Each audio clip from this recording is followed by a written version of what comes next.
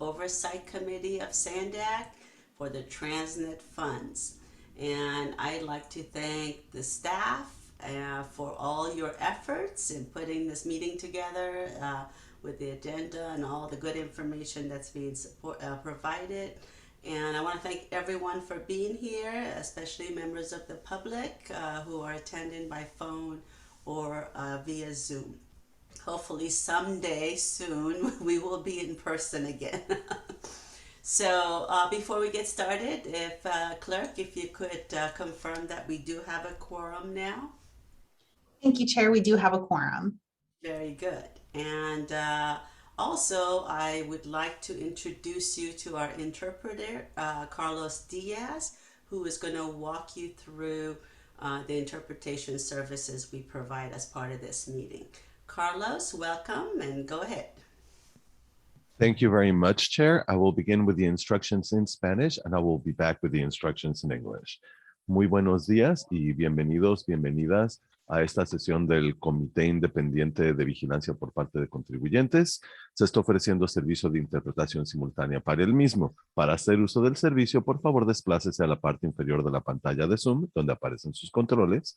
Haga clic en el icono de interpretación, parece un globito terráqueo, y seleccione Spanish o español.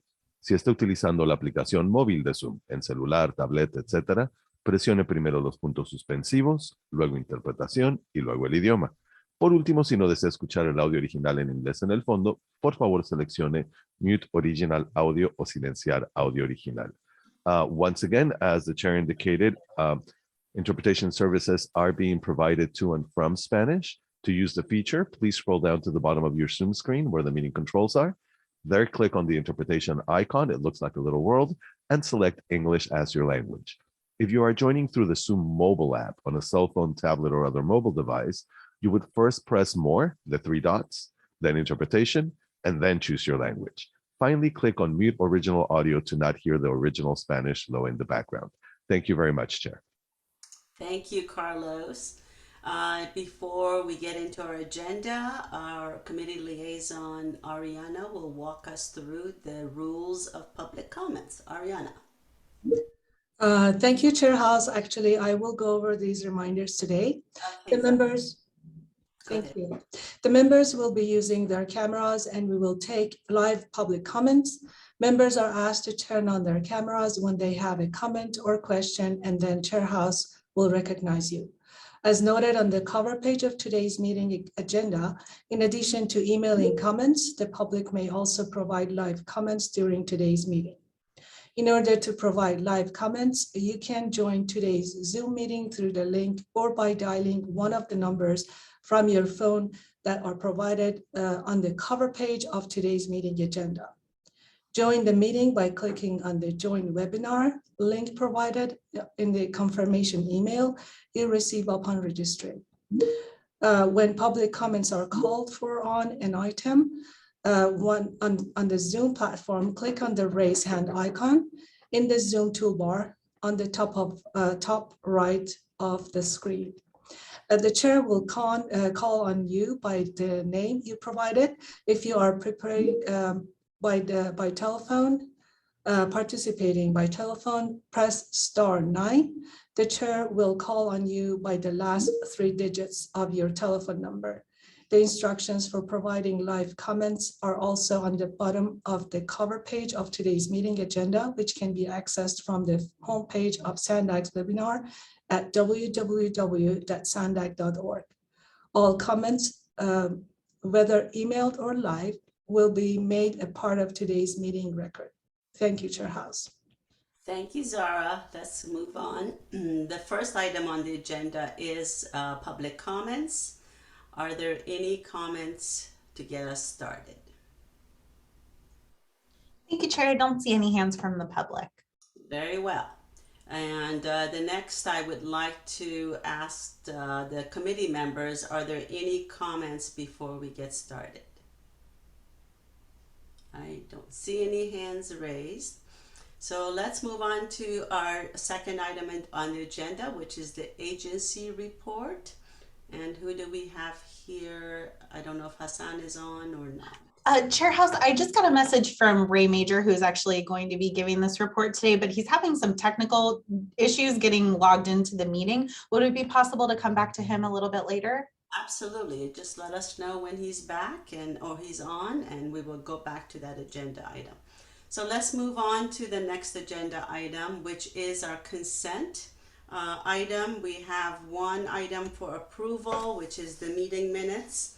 We also have ITALK Goal Status Report, Transit Major Corridor Regional Bikeway Program, and then draft schedule of ITALK meeting. Are there any items that need to be pulled out of the agenda, out of the consent agenda? Mr. Urso? I have a question on item number 5, so maybe we should pull that one. Yes, let's do that. Thank you. Are there any other ones that need to be discussed?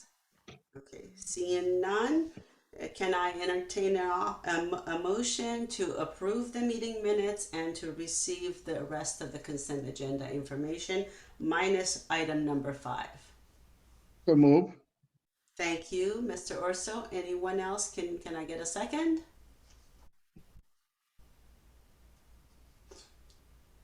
Michael Kenny. I'll second the motion. Thank you. Okay, Clerk, could you please call for a vote? Thank you, Chair. For real estate right-of-way acquisition, Jonathan Frankel. Yes. Thank you. For licensed civil traffic engineer, Michael Kenny. For contractor construction, Pedro Urso Delgado. Yes. Dustin Fuller is, or I'm sorry, biology environmental is absent. For finance and budgeting, Vice Chair Halpern. Yes. For licensed engineer is absent. For CEO private sector, Chair House. Yes. Thank you. And that item does pass unanimously with those members present. Okay. Before we go to item 5, do we have Ray Major on yet? No? I don't think so. Hi there. I'm in Kendall's office, but can you make it so my head shows? Hi. Here, I'll scoot down. I'll scoot down here so you can see me. Good morning. Well, sorry about that. My machine was stuck in a spiral of restart death, and I wasn't unable to get it to come back online. Well, anyway, good morning, Chair House, ITALK committee members. It's good to see you all again today. I know you have a lot to talk about, so I will be quick. Yesterday, SANDAG and the County Air Pollution Control District held an interactive workshop with community stakeholders to discuss how we can work together to improve air quality and social equity. Last month, we held a binational summit where key officials from both the United States and Mexico met to mark the ongoing progress with the future Otay Mesa East Port of Entry. And I'm happy to say that the CBP confirmed their support for the project, which is fantastic because it elevates the project's visibility at the federal level, and it'll help bring other federal partners on board to secure funding that we need for that project. We're also making great progress on our bike networks. As you know, we started construction on the Pershing Bikeway.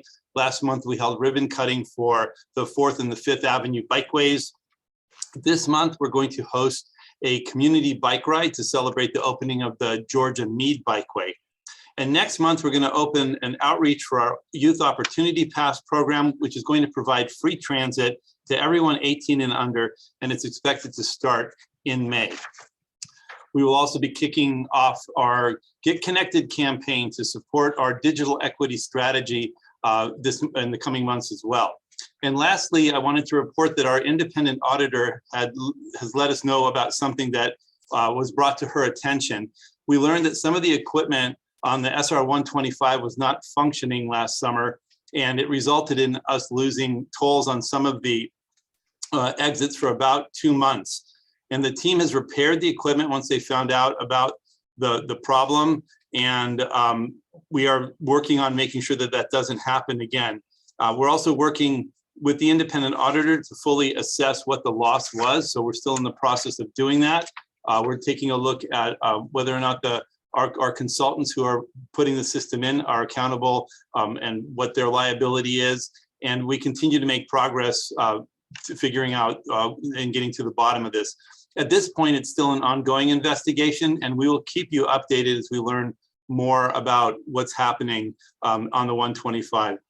My staff and I are taking a close look at all of the systems and processes to ensure that we're taking the right steps and making the right improvements to ensure the integrity of everything that we do. And this is just one of them. So we're looking at not just the 125, but we're looking at all of the other systems that we're operating to make sure that we have the proper controls in place. And thank you very much, Chair House. That concludes my report. Thank you, Ray. I do see Mr. Urso's hand up, but before you do that, Pedro, let me check with the clerk on any public comments. Thank you, Chair. I don't see any hands from the public. Okay, go ahead, Mr. Urso. Ray, I have a question. When you said that CBP supported the Otay Mesa 2 project, are they going to be putting into OMB for the personnel budget? Because I mean, at the end of the day, that's their support. Exactly, and that's the support that we've received in principle, that they're looking at this as one of their higher priorities, and that they're going to ask for budgeting. So that's my understanding, that that's exactly what's happening, because the funding for those officers is really key to getting the operations going. Congratulations. Thank you very much. It was Hassan and Victoria and a lot of hard work on their part to make this happen. Very good. Congratulations. I am interested in hearing more about the issue with SR 125 and what mechanisms you will put in place to make sure that doesn't happen. So we look forward to your future report on that, Ray. We will bring a full report to you if you would so desire.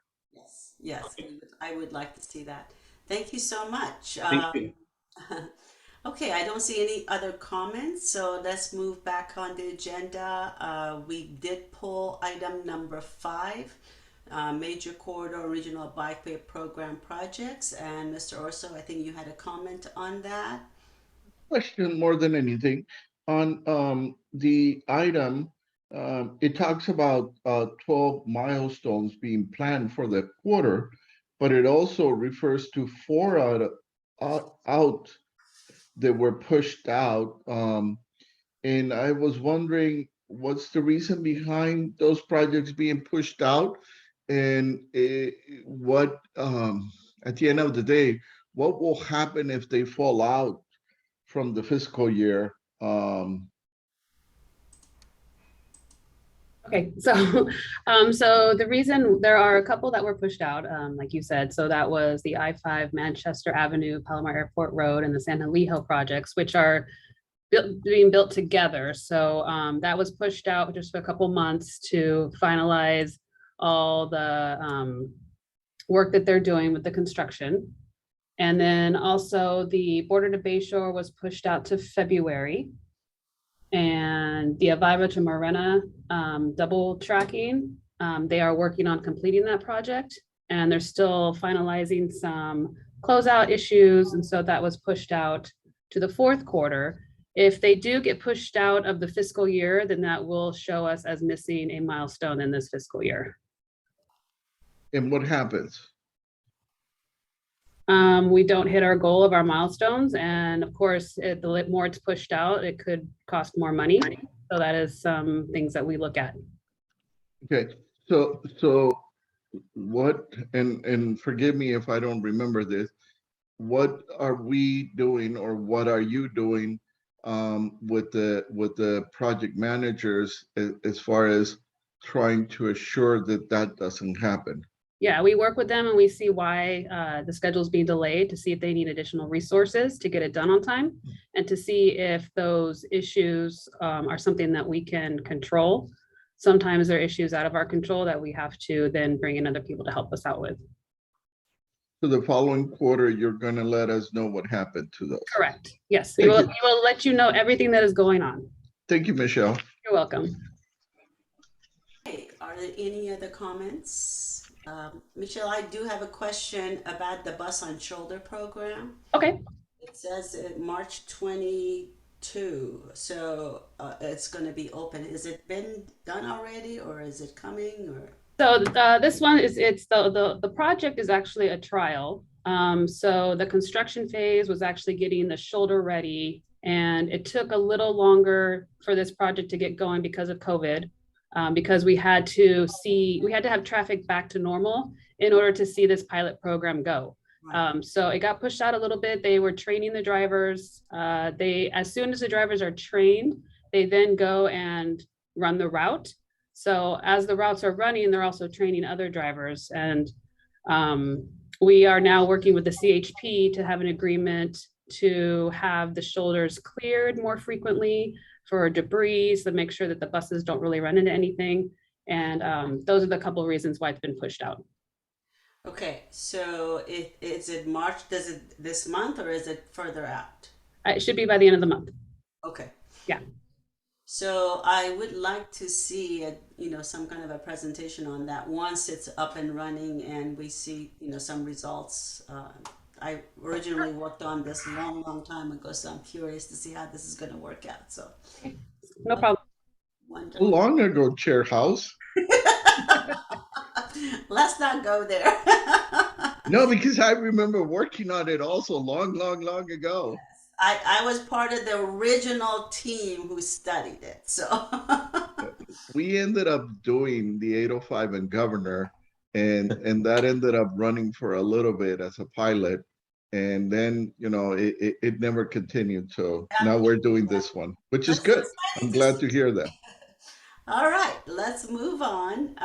We are now on item number 7, actions by the Transportation Committee. Zara, are you going to, Ariana is here. Yes, I'll give this one today. We'll leave this one for Zara for next time.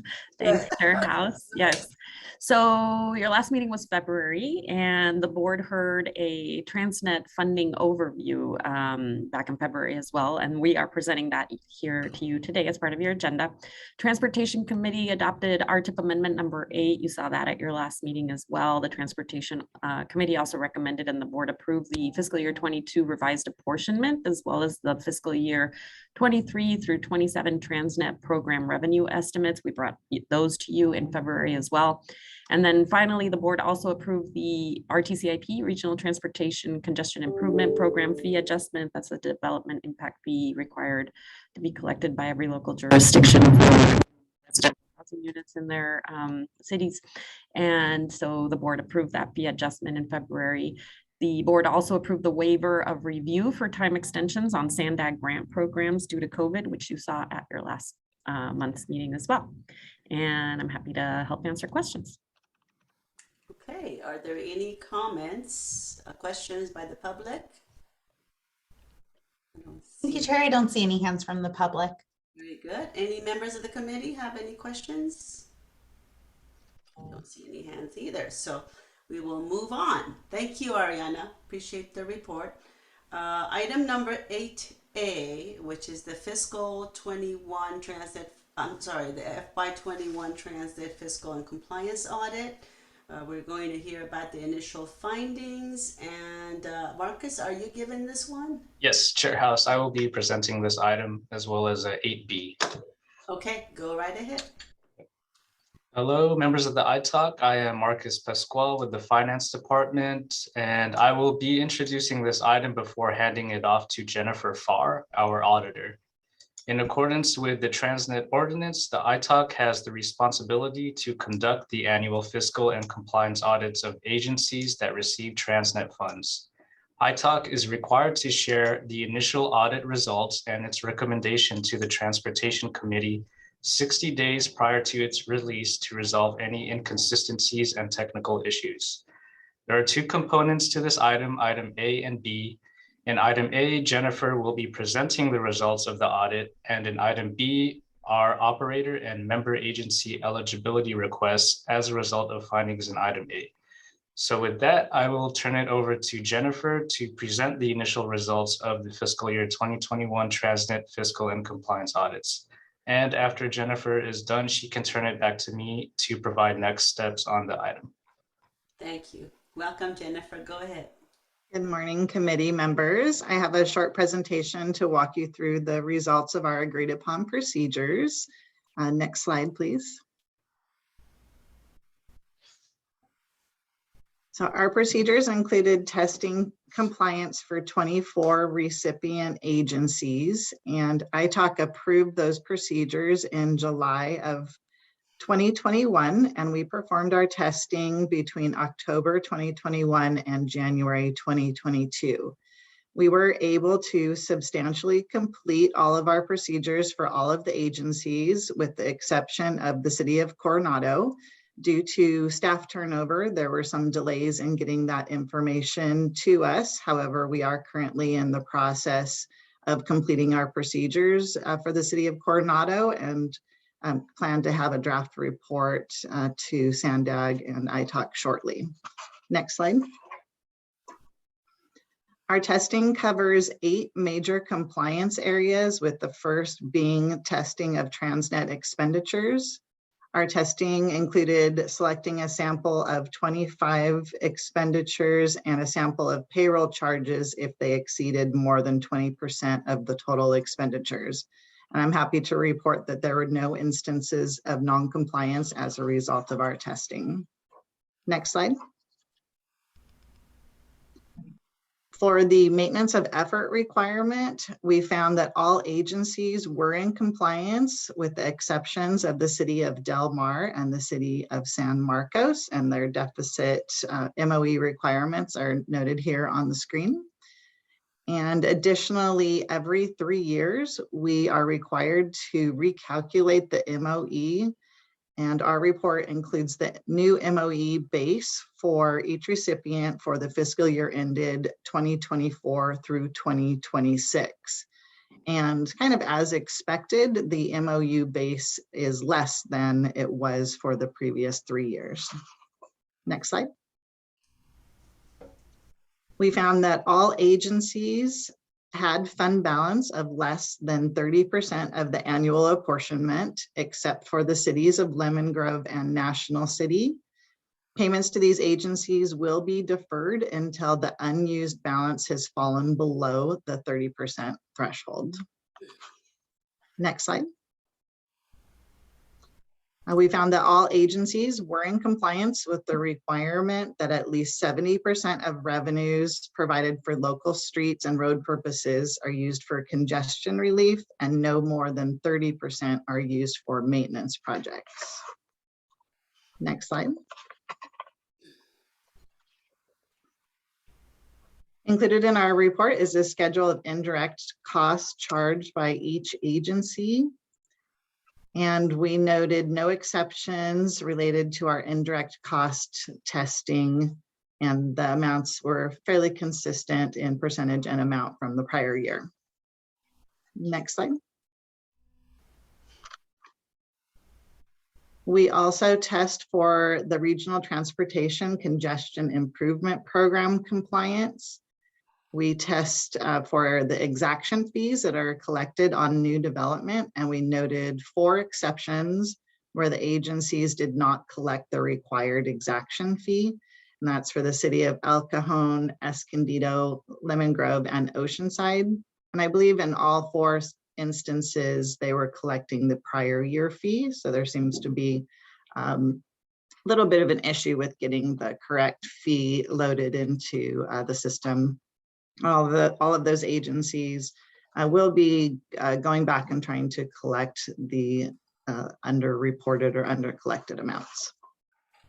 And next slide. For transit operator eligibility, we tested the increase in the total operating cost for both bus and rail services to determine if it exceeded the increase in CPI. The CPI increased by 12.74% during the period that we were testing. And next slide. And we did find that North County Transit District was not in compliance with the rail eligibility requirement. NCTD is requesting the exclusion of certain costs to comply with the requirement, and that is the next agenda item for you to review. Next slide. So with that, I'll turn it over to Marcus again, and happy to answer any questions you have about the procedures. Okay, Marcus, is there anything else before we move on? on this? Yeah, I'd like to pause if there are any questions on the actual presentation. Maybe it'd be best if Jennifer could answer to those. Okay. So first, let's go to the public. Are there any comments or questions from the public? Thank you, Chair. No hands from the public. Very well. Okay, are there any members of the committee who have any questions or comments on this one? Mr. Halpern, go ahead. I was wondering, could you elaborate on the testing you alluded to with regard to indirect costs? You mentioned that no exception. What was the testing there that you're using? Jennifer? Yes, for indirect cost, we're testing the methodology and documenting what sort of indirect cost plan each agency has, whether it's federally approved or internally generated. We're really looking to see that they're applying their policy consistently and in the manner that that the policy lays out. Okay, so I guess the thing that, and maybe it's just that it's not showing on the schedule. I guess it's attachment F. And help me if I'm just not understanding this correctly. It looks as if there really are only 4 entities that actually have an allocation plan. So when you're describing that you're testing against their methodology, is the methodology you're alluding to different from the notion of a plan? So that, in other words, all the entities that are listed that have NAs under the last allocation plan approval, you're saying they do have a methodology, even though they didn't have an approved plan that relates to the methodology. Does that make sense? Do you understand my question? Yes, and I believe there's 11 agencies that did charge indirect cost. So for the ones where there's $0 amount showing, they did not charge any indirect cost to the plans. For the ones that say NA, it does mean that they do not have a formal approved indirect cost plan that was either approved by a city council or approved by a cognizant agency. So that might be a plan that they developed during a budget process. And in a lot of those cases, it's a product of direct salary charges. So with a direct salary charge might get an allocation of 20% of overhead cost, which covers the individual's office facilities and other sort of indirect cost.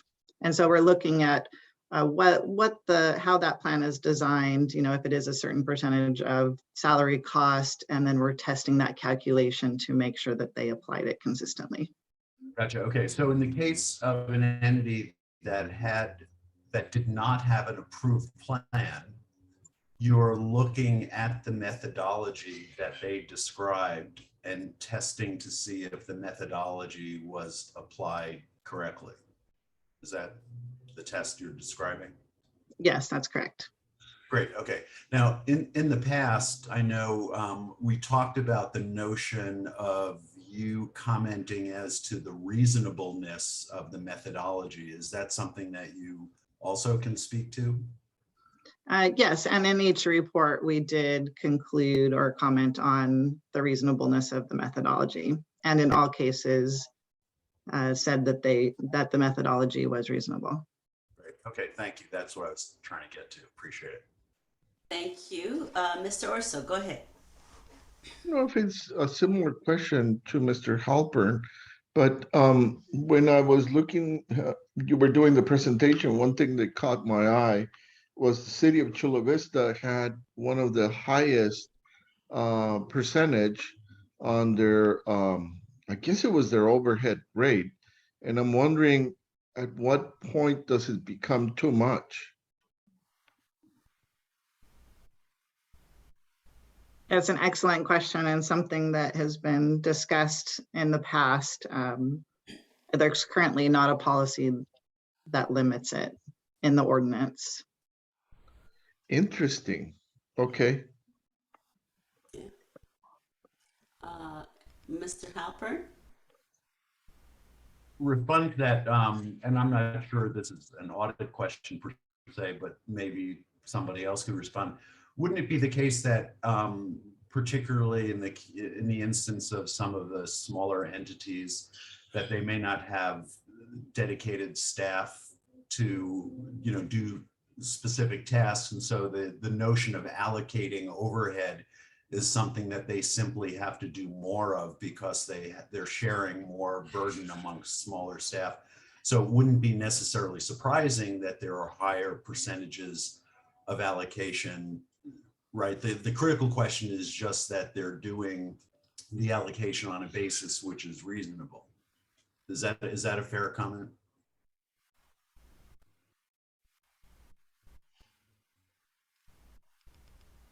Who wants to answer this question? Jennifer, did you want to answer that question? I mean, I think it's a fair comment. I didn't know if SANDAG staff wanted to address it as well. I would think that is a good point, Stuart. And I think that is the case. But maybe, and I don't know if because this is way out of my realm. The city of Chula Vista is the second largest city, though. So they have a large dedicated staff. So I don't know why it would be so high for them. Yeah, and so when we talked about this in the past, let's put it this way. I don't know what the city of Chula Vista has staff dedicated to, right? So just because they're large doesn't mean that they necessarily have things that line up so specifically vis-a-vis these expenditures. But I think, at least from my point of view, the critical thing is that the auditors are looking at the reasonableness of the basis of the allocation. And that at least gives me comfort. I think you're right. The ones that have the high percentages are ones that kind of jump off the page that you want to look at. But that just because there's a high percentage doesn't mean that it's not justified. And I personally take comfort from the fact that if the auditors are looking at the methodology of allocation and if it seems reasonable, then that's a level of comfort I think we should have. But you're right. Those are the ones that you just want to look at. Thank you. Is there a requirement for an allocation plan, especially when an overhead is this high? What triggers an allocation plan requirement? Is there one?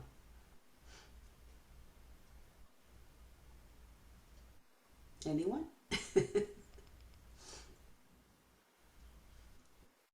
Did you guys hear me? If I could jump in just for clarity, Yes. this is different than the administrative fee that SANDAG is charging, right? So this is simply people who are getting the work done and they're just trying to allocate the costs.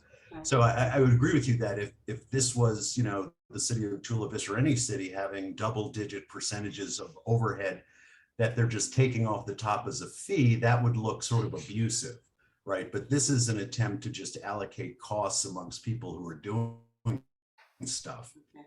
And that's where, again, I personally rely on the judgment of the accounting firm that they're saying that if the basis of the allocation is reasonable, then that gives us some comfort. But it's very different than the concept of they're just taking a fee off the top. Right. So, Stuart, are you comfortable with the responses that you got, or is there an action here to be done? Yeah, no, I just wanted to get to the point that the accountants are actually looking at the methodology and have assessed them all to be reasonable. So that answers the question for me. Thanks. Okay, any other comments, questions? Let's see, Mr. Kenny, go ahead. This is a question for Marcus, maybe a comment, but can you look into SANDAG's procedures for notifying agencies about fee increases and see if there's an opportunity to improve that? Just strikes me as odd that we're going to have to go back to a bunch of developers who already closed out their permits and tell them that they have to pay additional fees. Seems like we might have been able to avoid that. Yes, Michael, Kenny, I will follow up with those cities that have that exaction fee finding. Just to add, they do have management responses on the initial findings that said that something to the effect that they will work on improving their processes. So, but I will also follow up as you suggested. Okay, very well. Thank you. So, this is an item that we need to vote on to accept the report. I understand that the information from City of Coronado is missing, but SANDAG has a plan to include that before this is finalized. Marcus, do you want to just explain what we're trying to do here? Yes, so there have been last minute changes to the next steps as a result of our chair discussion yesterday.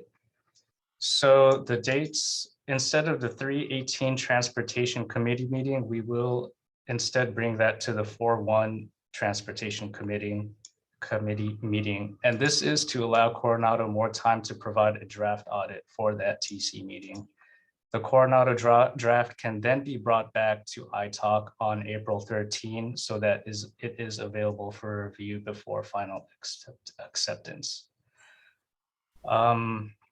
Yeah, so just to recap, in case that wasn't clear, March 9, auditors issue a report of compliance and present to the ITALC, which is today.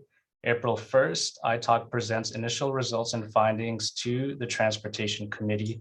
April 13, the Coronado draft is presented to ITALC as a separate item. May 31st is the earliest date the ITALC could accept and issue final compliance audit results, which is the 60-day requirement. June 8th is the final results presented to ITALC. So that is our new schedule, and this item will be reposted with the updated dates. Okay, thank you, Marcus. Mr. Orso. One quick question. In the unlikely event, but what happens if the city of Coronado doesn't get the information back? Right, so in that case, we would have to go to Transportation Committee twice, and that would push the ITALC meeting for Coronado into July. So all the dates would be pushed back. The thing that would change is we would have to go to Transportation Committee twice and present Coronado as a separate item. Are they at risk of losing funding? If they, I have confidence that they will present a draft eventually, and if it's late, if it does get pushed back to the July TC meeting, it would not result in them losing funding, as long as the final results are actually gotten done. Okay. It does create a delay, but we don't want to hold up the rest of the audit results. So if I could ask for a motion to accept the report as is, with the understanding of on how we are dealing with Coronado's schedule. Anyone would like to make a motion to accept this report? Here, would you, I guess, would we modify the motion to include the schedule that you all just talked upon? Absolutely, yes. It's your, if you're gonna make a motion, it's your motion, so definitely. So I would move that with the caveat that we would add the dates that you had discussed, you and Marcus had discussed, to make it crystal clear. Thank you. Is there a second?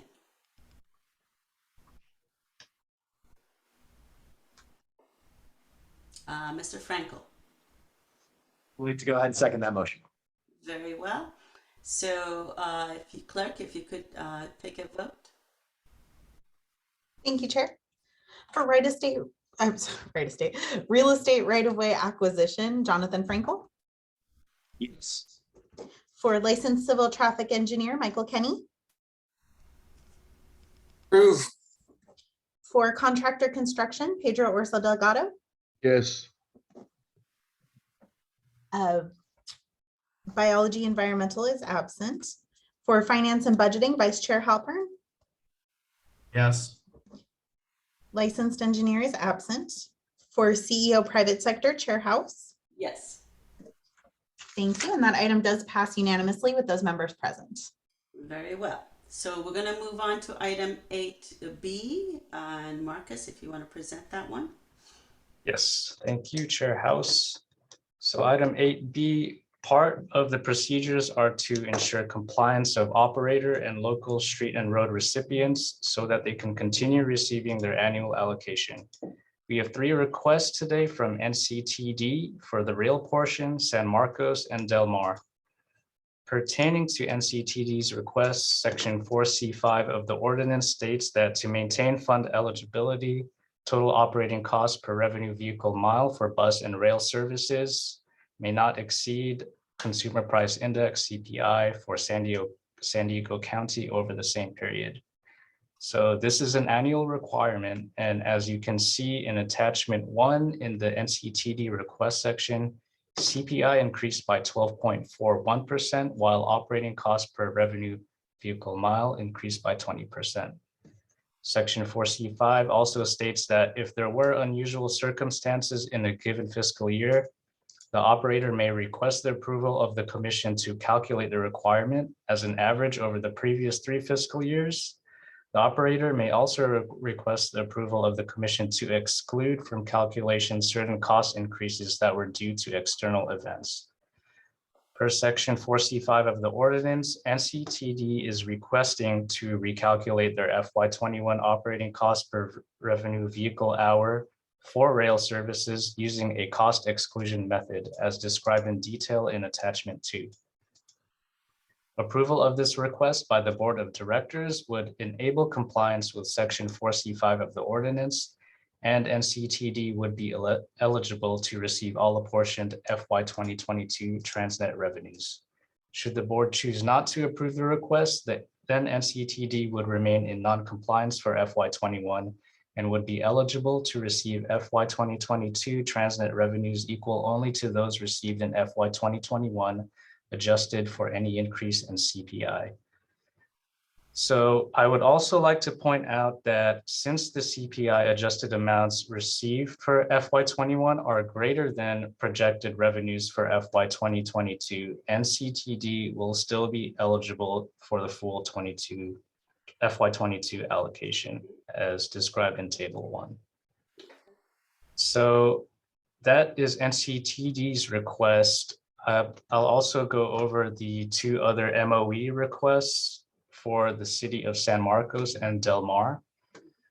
So from the ordinance, section 8 states that to maintain fund eligibility, each local agency receiving revenues pursuant to section 4 shall annually maintain as a minimum the same level of local discretionary funds expended for street and road purposes on average over the last 3 years completed prior to the operative date of the ordinance. This is maintenance of effort. And the purpose of this requirement is to ensure entities are incurring expenditures related to TransNet funds drawn. Section 8 also states that in the event that special circumstances prevent a local agency from meeting its MOE requirement, the local agency may request up to 3 additional fiscal years to fulfill the requirement. So in accordance with this part of the ordinance, that is what the city of Del Mar and San Marcos are requesting today, an additional 3 years to fulfill the shortfall in MOE requirements. Approval of these MOE requests by the board would enable compliance with section 8 of the ordinance, and the cities of Del Mar and San Marcos would be eligible to receive all apportioned FY22 TransNet revenues. Should the board choose not to approve the request, then the cities will remain in non-compliance for FY21 and would be eligible to receive FY22 TransNet revenues less the shortfall of $257,000 for Del Mar and $589,000 for San Marcos. These eligibility requests are scheduled for consideration at the April 1st, 2022 Transportation Committee, with action on the request scheduled for consideration at the April 25th, 2022 board meeting. Any comments received from ITALC will be conveyed to the TC committee and the board. So with that, we do have representatives from NCTD and San Marcos, as well as their formal signed requests on attachments 3 and 4. Delmar had some last minute obligations, but I will be happy to forward any questions should you have any for them. And with that, I will turn it back to Chair House. Thank you, Marcus. Are there any public comments on this item? No hands from the public. Okay. Members of the ITALK committee, are there any questions, comments that you may have on this? And or would you like to hear from these entities?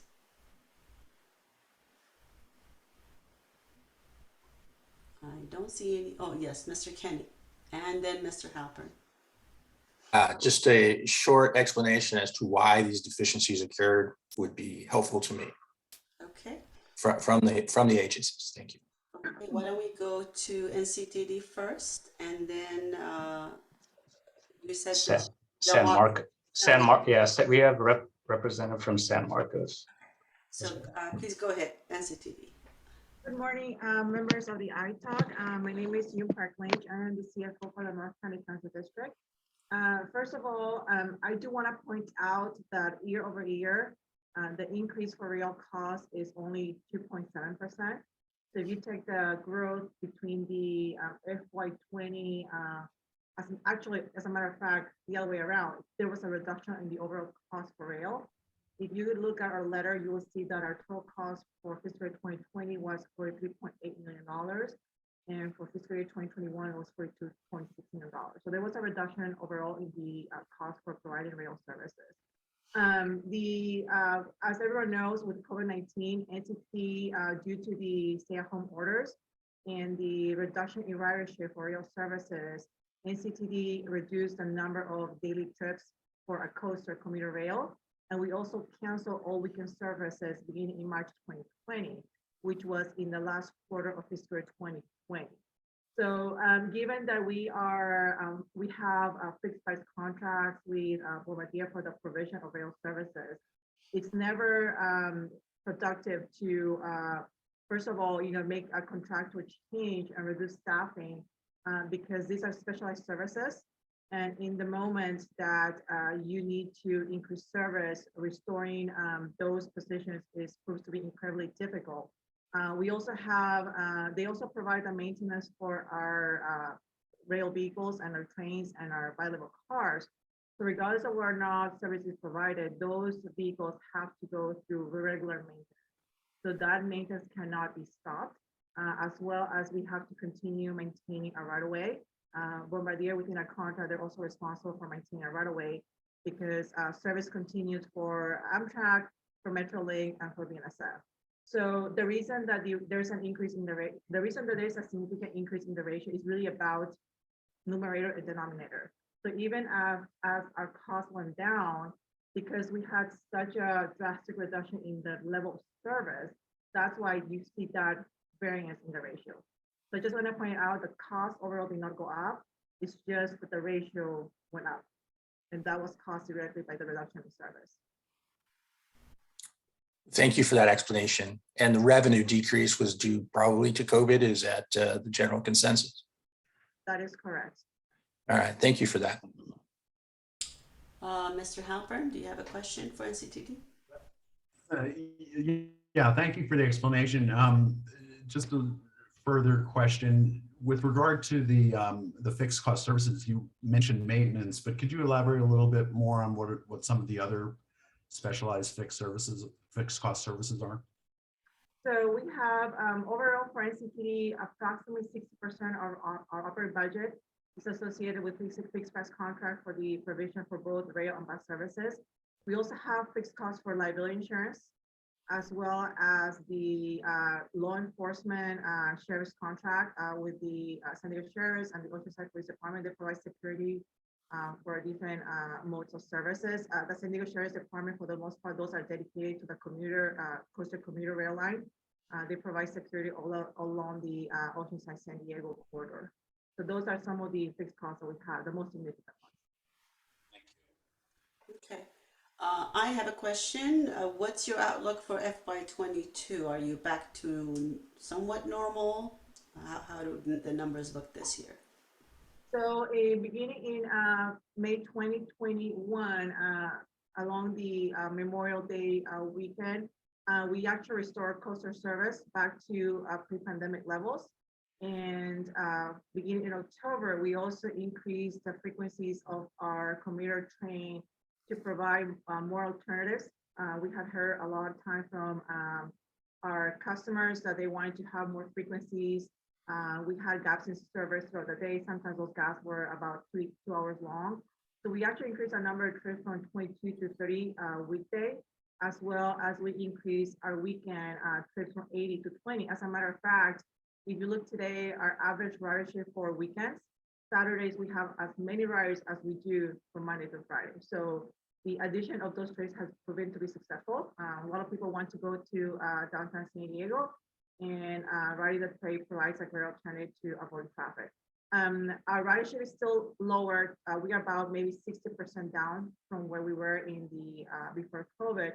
But we are optimistic as the economy reopens, and now recently with the significant increase in fuel prices, I think people are revisiting different ways of transportation. I've read articles that more people are riding bikes, and public transit is a great alternative for reducing costs associated with fuel, plus parking and whatnot. So we are there's different studies that are ongoing at NCTD. We're also implementing. In Carlsbad, we have also implemented Sorrento Valley. We have partnered with Lyft and Uber to provide last mile connections as well within a certain radius mile. So we are looking at different alternatives as we recover from COVID pandemic, and more employers bring back their employees on how we can provide more connections so people can get to their to their place of work, or during the weekend. So they can enjoy, going to downtown San Diego or whatnot. So we are initiating multiple studies to see how we can recover our ridership. Very good. So with the gas prices going up, have you noticed an uptick already, or is it just kind of a delayed effect for you all? So it takes us about a week to start getting compiling all the ridership data. So the recent spike of the spike in gas prices had just started in the last few days. So we'll see how that materializes as as this continues. Very well. Okay. Any more questions for NCTD? I don't see any hands raised. We will thank you so much. We'll go next to City of San Marcos with an explanation. Go ahead, please, Ms. Good morning. Fowler. Yes. Yes, Lisa Fowler, Finance Director for the City of San Marcos. Yes. Our maintenance of effort deficit for FY21 is primarily due to COVID impacts. In FY21, we were still faced with some health concerns and regulations, so we did reduce our operating staff in some circumstances to ensure that there was social distancing. We also saw some changes in our procurement opportunities as well as material lags. That caused a little bit of a decrease for us as far as our operations are concerned. We have since started to ramp up, and FY22 returned to normal operations, and we expect in FY22 and FY23 to make up that deficit. Okay. Very good. Are there any questions for City of San Marcos? Mr. Franco. Thank you, Chair House. Thank you, Ms. Fowler. I appreciate the explanation. I was just a little bit confused in that I read your March 1 letter that was included in our agenda packet, and it noted that the deficit was related to unexpected project delays, and didn't mention any of those other reasons that you just described to us. So could you describe the delay to the project start date that you referenced in your letter? Yeah, the unexpected project delays were our operating projects, and the delays were COVID induced. So they were a result of staffing issues as well as material issues. Thank you. You're welcome. Okay. Are there any other questions? Mr. Orso. So I believe I heard that we were looking at a 3-year extension to be able to spend the funds. Is that correct? Yes, our request is for a 3-year extension. Why so long? That's what the ordinance allows, Mr. Orso. Okay, thank you. The maximum allowable you're asking for, basically. Yes, but we hope to recover that difference in the current fiscal year FY22 and 23, should everything continue to return to normal. Okay. Hopefully sooner. Yes. Are there any other questions? Mr. Franco, go ahead.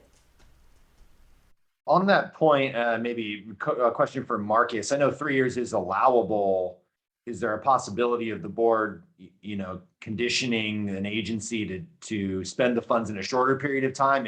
Or is it just a standard 3 years, or could the board at their discretion, or could we determine that a shorter period of time is warranted, as these agencies are saying that they're going to spend the funds, prior to that 3-year period? Yeah, I think that would be more a question for Ariana as to ordinance changes that we have planned, because I think right now there's no language in the ordinance that allows any special analysis of whether a shorter period would be necessary. Does that answer your question? Ariana, do you have anything more to add? Yeah, I mean, the requests for exception are consistent with what the ordinance allows at this time. So, I mean, certainly if you felt that, you wanted to recommend some other kind of, wanted to recommend that one of the jurisdictions make up the shortfall in a shorter amount of time. I mean, that is something that we can convey to the board, because ultimately they will be the ones that will be reviewing your recommendation and approving that. Or considering that for approval, I should say, but just, at this time, that is what the ordinance allows. And so the ordinance does allow the local jurisdictions to request that amount of time, and it's consistent with what the ordinance requires. So yeah, hopefully that helps answer. Okay. Well, speaking of recommendations, this is an item that requires a possible action. The approval of these requests for extension will be with the board. But if the ITALC would like to make a recommendation, this is the time to do it. Would anyone like to make a motion at this time? Mr. Halpern. I just have a question, trying to think this through on this point about, taking 3 years. If we were to recommend allowing, if you will, the 3 years, recommending the board approve the 3 years, we're not saying, or would we be saying that for the next 3 years, if these entities have similar exceptions, that those exceptions will be allowed for because of the vote that we're taking today? Or do they still get reviewed in each of the next few years? Because, just hypothetically, if they're let's say that they don't spend $1 of this for the next 3 years, it seems like that's just going to increase the likelihood that they'd be exceptions for the next few years as well. Do I have that right? That's a good point. Ariana, do you know how to answer that one? Well, your fiscal audit will verify. So next year's fiscal audit will review this again. We'll check in on how much of that shortfall has been made up, how much is remaining for the future fiscal years, assuming it's the 3 years, 2 years, whatever it is. And then, and that's your fiscal audit that verifies that information. And then that information gets included into your annual report. So it gets reported out to the public, it gets reported out to the board. So yeah, every year, right, is a single audit year. So they review all of this information, your auditors do. So yeah, I guess what I'm asking, maybe this is actually a little bit more of a legal question. Let's say the board approves the exception for the 3-year time frame, right? And does that mean that these entities sort of get a pass for all of the next 3 years whether they spend a dime or not? Or is it that we're just saying this amount can be spread over the next 3 years, but next year it gets reviewed with fresh eyes? Does my question make sense? Do you want to take that, Marcus? My understanding is it's each year it gets reviewed. So the request for this year just applies to this year. Next year is a new fiscal audit year, but. Yeah, and I'm not asking from an audit perspective. I'm asking from what happens if the board grants the 3-year extension and next year there's another exception. Is the answer, well, the board already gave them 3 years, so the exception that happens next year really doesn't count because they're still within the 3-year period? It's just based on this year's audit. So this request is just for the FY21 fiscal audit. Next year, your auditor will be doing the audit for the FY22. So that'll be a separate year, where if they're not in compliance, then they can request an exception. Is that right, Marcus? Can you verify? Go ahead, Marcus. Do you have anything to add? Yes, so I do believe that this MOE requirement is reanalyzed every 3 years. So the shortfall is calculated every 3 years. So I'm sure the auditors would revisit it every year to make sure, because in their letter they have an annual schedule. So we would check up on them to make sure that they're in accordance with that schedule. But as far as calculating the shortfall, I think that is every 3 years. The maintenance of effort requirement, they have to meet that every year, but the maintenance of effort is re-indexed every 3 years. So that's the 3-year requirement, right? So they re-index the maintenance of effort, the auditors do every 3 years, but they check that the agencies are meeting the MOE requirement every fiscal year. Is that accurate? Yes, actually, sorry, I was getting confused. Yes, the testing is done annually, but the recalculation is done every 3 years. So this would be analyzed every year. Yes. Maybe if I could suggest sort of a little bit of a shortcut to this. I think one thing that would be helpful is if when this is being reviewed next year, we also have the notes to show which entities were an exception from the prior year, prior to this year's audit. So that way we can see if the exception in this year is impacting the results for next year as well. Yeah, absolutely. And we do include that in your annual report, actually. In the summary of your fiscal audit that goes into your annual report, we highlight which agencies did not make up the shortfall or are making up prior year shortfalls. So that information does get included there, but I'm sure Marcus can work with your auditors to do that. But I think that would be the solution. Thanks. Yes. Mr. Kenny and then Mr. Orso. Go ahead, Mr. Kenny. Yeah, you didn't, this question is for Ms. Fowler. You didn't mention any specific project. Do you have that? Are you truly going to use all 3 years to catch up on this project, or do you even know? No, our hope is to actually,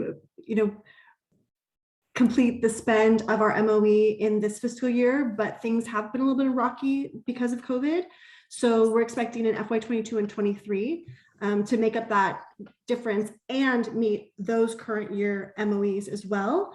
And most of our projects are operating projects, so they're not specified like our capital improvement program is, but they would be roadwork projects that we had originally scheduled, but were impacted due to either material issues or COVID health and safety regulations for our staff. So now that we are back to 100% full staff and are revisiting our budget and staffing appropriately, we feel very confidently that we'll be able to meet this year's deficit as well as the next 2 years minimum MOE requirement. Not to put words in your mouth, but so you're requesting the 3-year opportunity because you're able to, but that's not really a reflection of how you intend to spend the money. Correct. We're going to budget to spend the money in the current year and potentially a small portion in FY23. But because the board policy dictates that it's a 3-year extension, that's what we've applied for. Yeah, I don't see how the city can do more than that. They're entitled to a 3-year opportunity. They probably should ask for it just so they don't come back here. But they have other pressures to spend that money too. So if they report back to us next year, I'm happy with it. Mr. Urso. I guess it's a statement more than a question. I would personally feel more comfortable if we recommended a 1-year extension with the ability to do this twice as more of an incentive for the city to try to meet its goal sooner rather than having the 3 years. I'm not saying that they won't have the 3 years. I'm just trying to make it a little bit more of an incentive for them to not to have to come back to us every year and get this done quicker. That's all. So by TransNet rules, the board could allow a 3-year extension, but you're suggesting that ITALC's recommendation would be for the city to get this done, be within compliance in a shorter period of time. Correct. 1 year or something like that. Correct. With the ability of coming back again. I'm not saying rewrite the ordinance or anything along those lines. I'm just saying, let's just recommend that at the end of the day, the board is the one that's going to make the determination. Okay. Yeah, though I don't see the ordinance saying anything about coming back though. That's not explicitly addressed. That's just your fiscal audit next year. Yeah, but that's okay. That's the audit for FY22, not FY21. Right. That would be the mechanism to know if they're in compliance or not. Mr. The Halper? report. Yeah, thanks. I think, at least the way I think about this, I think the ability for decision makers to make good decisions would be enhanced if, in considering these exceptions, there was a schedule or even just a statement describing the track record of the entity asking for the exception. Because I think we all have great sympathy for the fact that COVID's changed, created a lot of hardships, et cetera. And that it makes a lot of sense that in that particular year, certain cities would need the exception. It would be comforting to grant these exceptions for, if I'm putting myself in the position of a board member, to see that one of these entities asking for exception doesn't have a history of asking for exceptions every year, and that in fact it is kind of a one-time thing. And so I would just encourage, going forward, and particularly in the case of the board, that when this is presented, that it be presented alongside the history for the entities asking for the exception, to give comfort that it's not a pattern of behavior or deficiency as opposed to truly a one-time exception. And and the next item on your agenda today is actually appointment of your subcommittee for your FY22 fiscal audits. And part of what that subcommittee is tasked with is developing the agreed upon procedures for that year's audits, which includes the listing of everything your auditors will review on your behalf. We could have that discussion with your subcommittee about adding a step to look at that. I probably didn't describe it very well. I'm not really asking so much from something that needs to be audited, but literally this is just in presenting this to the board or trust. Just look at last year and see did these entities have exceptions last year? Did they have exceptions the prior year? And if you just show that for the past 3 years, none of these entities have had exceptions, then I think it would give comfort to decision makers that in fact this is a, due to COVID, and it's not a pattern of deficiency by the entity.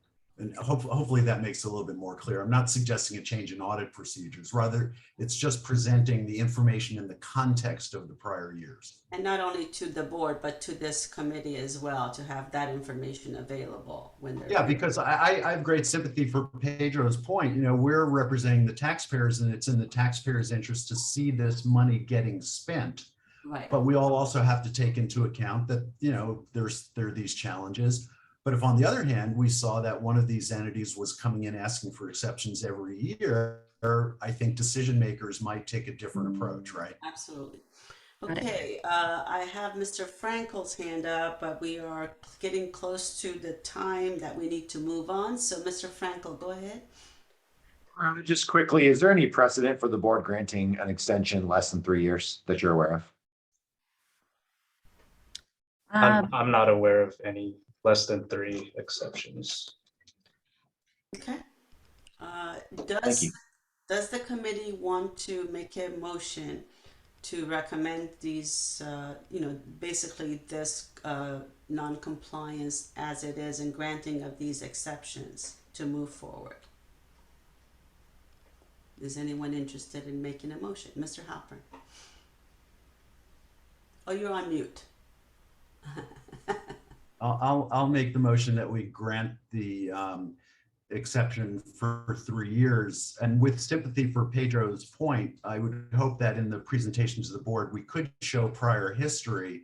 And I would trust the board's judgment that if it appears as if somebody is having repeated exceptions, that the board could then use their discretion to sort of tighten the time frame. But otherwise, I would move that we grant the exceptions for the 3 years. Thank you. Is there a second to that motion?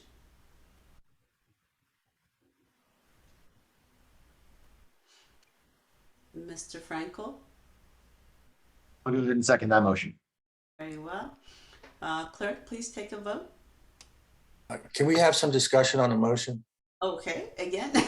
Okay. I apologize. Point of order. I didn't get my hand up before the second was in. Absolutely. Go ahead, Mr. Kenny.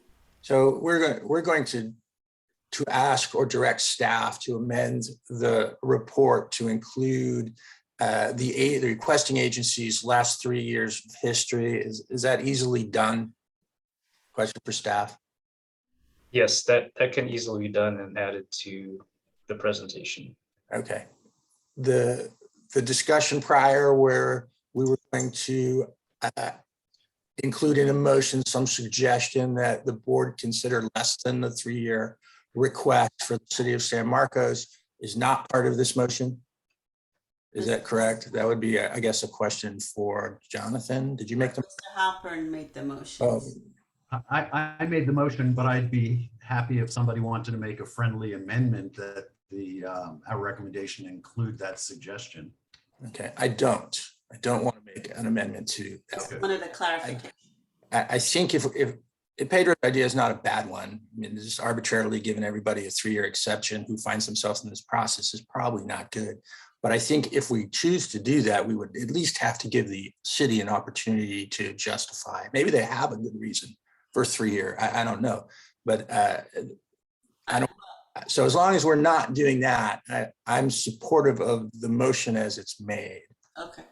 I think the mechanism to follow up is in our hands for next year's audit to see how the city will do, and we can have further discussion then. But the motion at this point does not include that recommendation of a 1-year compliance. Okay, any other discussion? If not, please, Clerk, go ahead and take a vote. Thank you, Chair. For real estate right-of-way acquisition, Jonathan Frankel. For licensed civil traffic engineer, Michael Kenny. Approve. For contractor construction, Pedro Orso Delgado. Approve. Biology environmental is absent. For finance and budgeting, Vice Chair Halpern. Yes. Licensed engineer is absent. For CEO private sector, Chair House. Yes. Thank you, and that item passes unanimously with those members present. Thank you, Clerk. Thank you, everyone. Appreciate the participants, and the information that's been provided. So we're looking forward to seeing you become into compliance, and we wish you success. Let's move on to item number 9, which is the appointment of some subcommittee members for request for proposal. This is only for the RFP to select the auditor. And oh, we see Ms. Ho. Are you going to present this one? Yes, I am. Go right ahead. Good morning, Chair House and committee members. I'm Yan Ho, Sandag's Finance Manager. In accordance with the TransNet Extension Ordinance, the ITAL has the responsibility to conduct the annual fiscal and compliance audits of agencies that receive TransNet funds.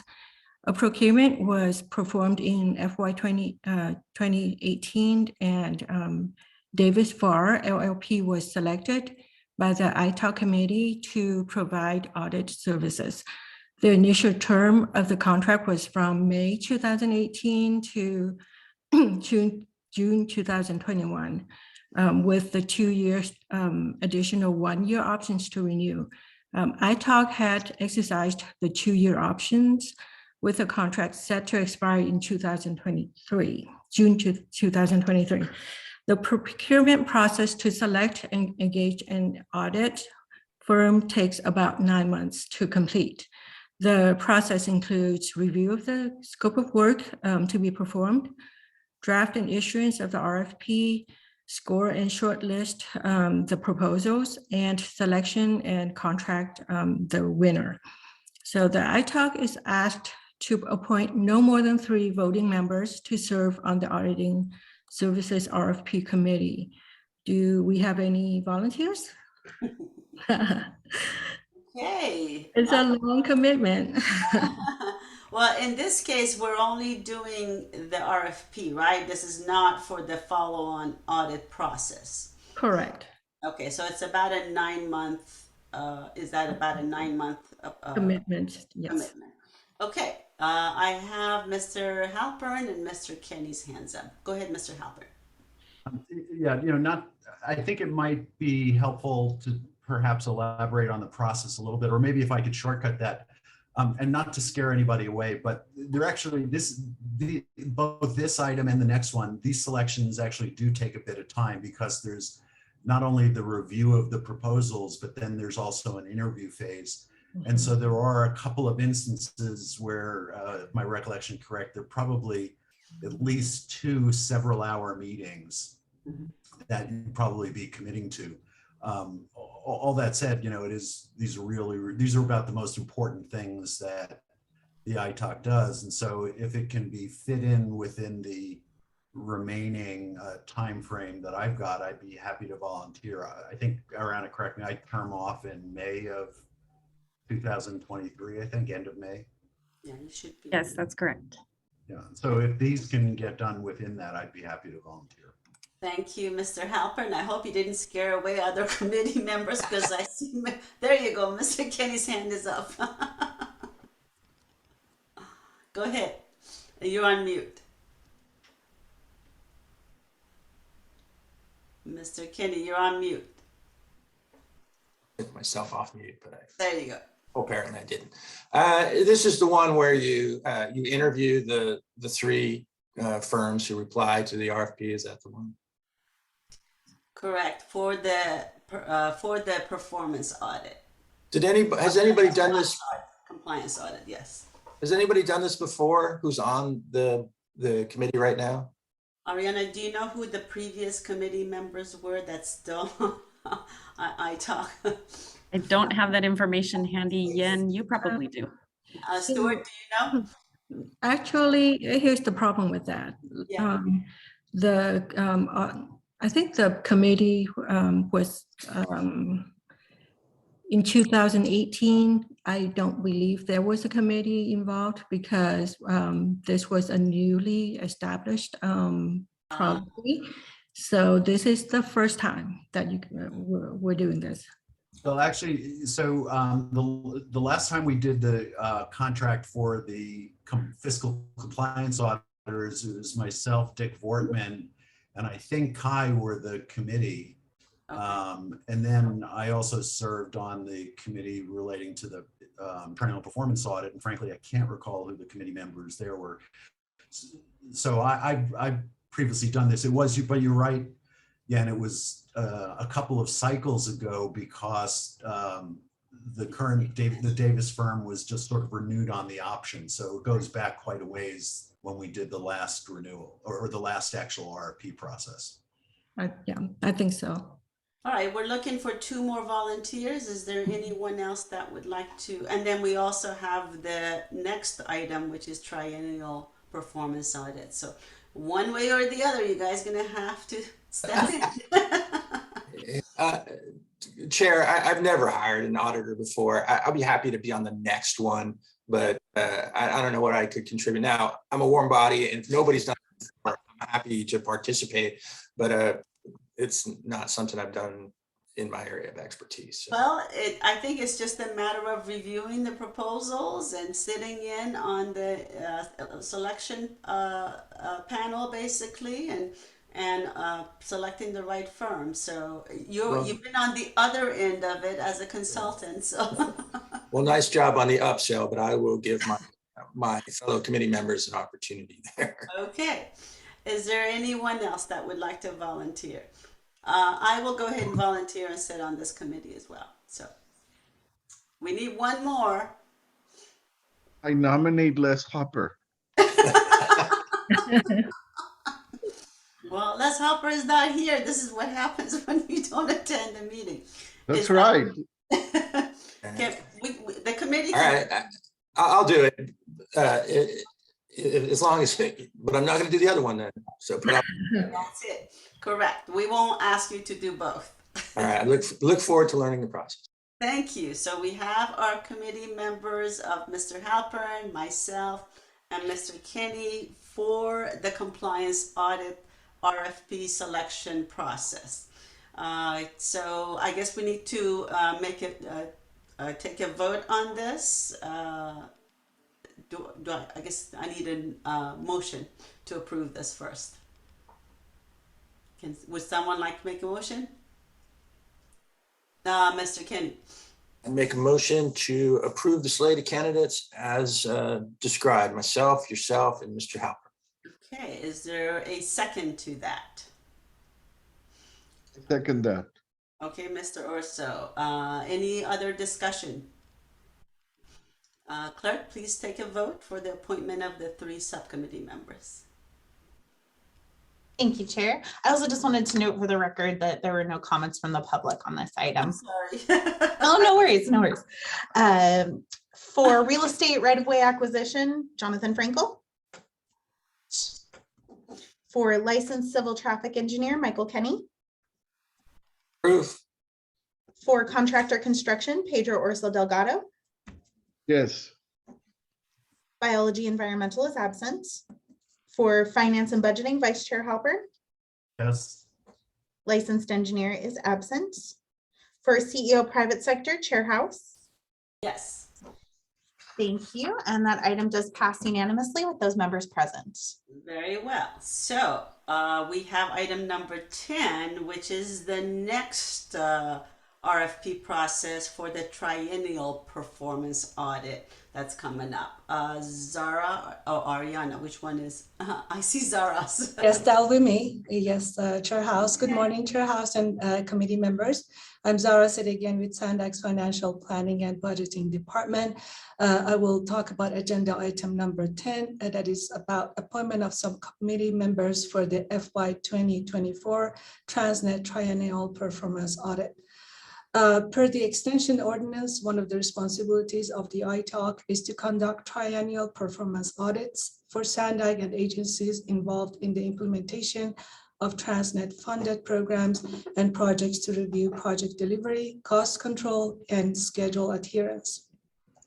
The performance audits are intended to examine performance over a 3-year period and consider recommendations to various processes, including contracting, construction, permitting, and other related processes to improve the efficiency and effectiveness of TransNet expenditure.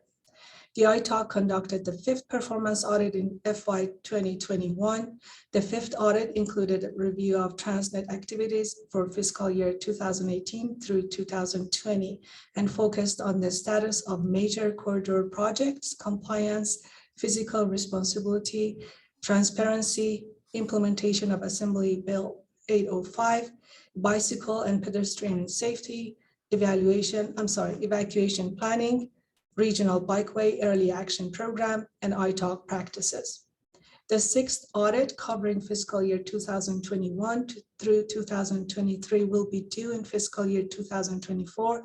And in order to meet the timeline, an RFP process needs to be initiated no later than fiscal year 2023. Today, the ITAC is asked to appoint a subcommittee of no more than 3 voting ITAC members, including the appointment of a project manager to participate in a future RFP process to solicit an independent consultant to conduct the 6th audit on behalf of the ITAC. Tracy Drager, as the County Auditor Controller, also would serve on the committee as a non-voting member. This concludes our presentation. We would be happy to answer any questions the committee may have. Thank you, Zara. Are there any public comments on this item? Thank you, Chair. I don't see any hands from the public. Okay. Are there any questions, comments? We're looking for 3 more members. And I would say the committee can nominate those who are not here. So please go ahead and let me know what you have in mind. Go ahead, Pedro. I would like to participate on this. Perfect. Thank you very much. So we have 1 volunteer, Mr. Frankel. I would also be happy to volunteer to participate. Thank you. This is great. We have 2. We need 1 more, correct, Zara? Yes. Okay, Mr. Hopper. I'd also be happy to do it, but mindful that I wouldn't be around for the actual audit itself, but for the selection process, I've done it before. I'm happy to participate if that's helpful. Perfect. Thank you so much for all of you who are volunteering. Are there any other questions, comments about this? If not, we will go to a vote. Actually, I need a motion to approve the 3 who have volunteered. I do have one question. Go ahead. I'm sorry, Jonathan.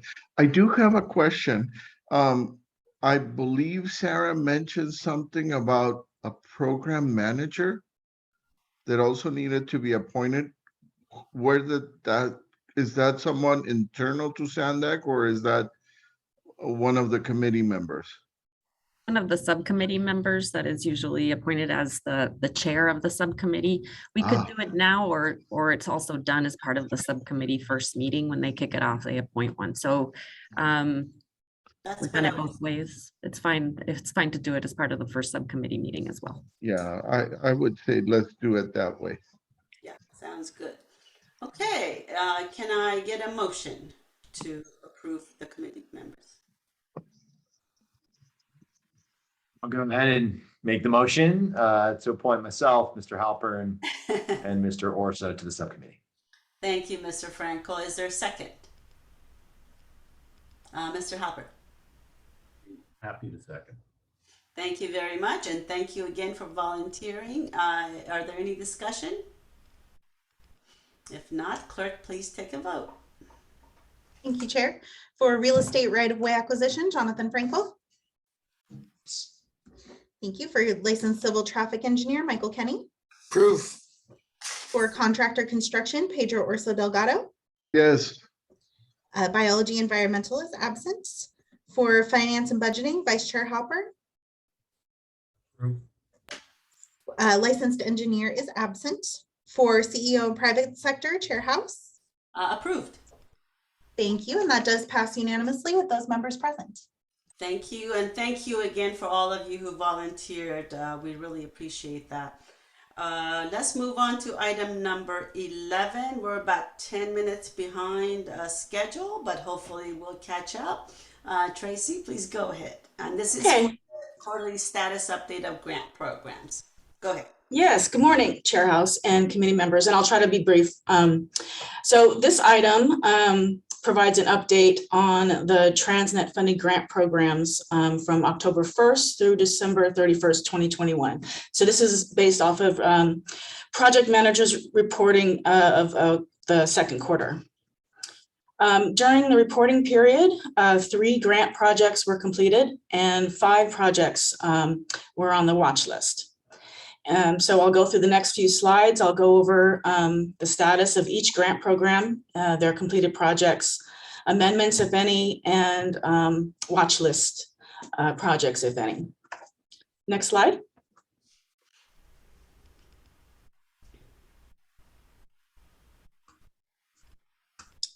Okay, so we'll start with EMP. During the reporting period, there were no completed projects. Currently, there are 10 active EMP land management grants underway. There was no approved amendments or no projects that were on the watch list. Next slide.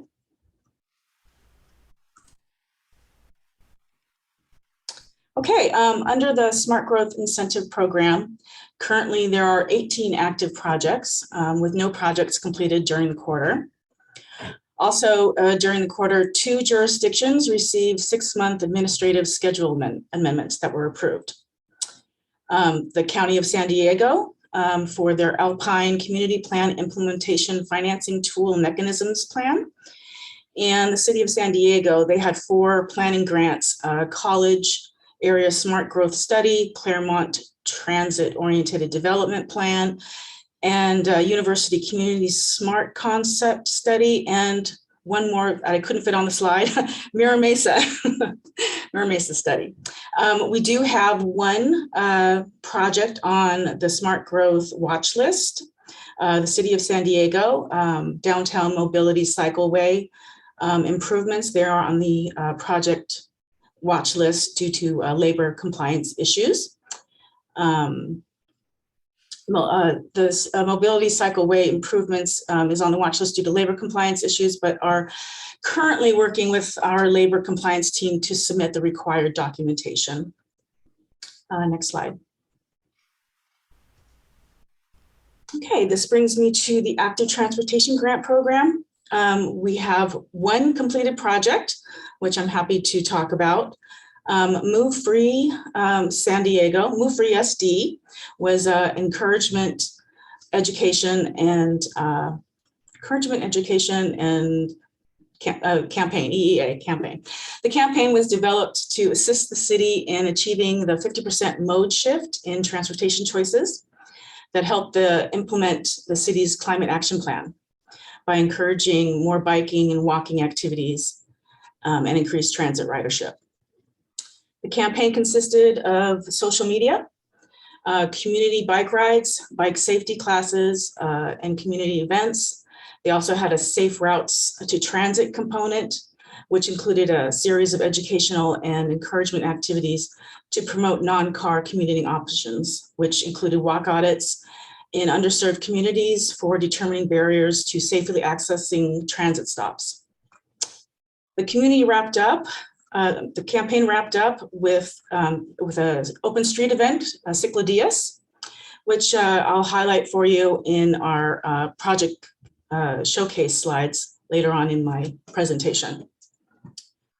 No administrative amendments were requested or approved. We do have a formal requested amendment from the City of Carlsbad. Carlsbad Boulevard and Hammerock Avenue Pedestrian Improvement Project. They are requesting a 36-month time-only amendment from the Transportation Committee.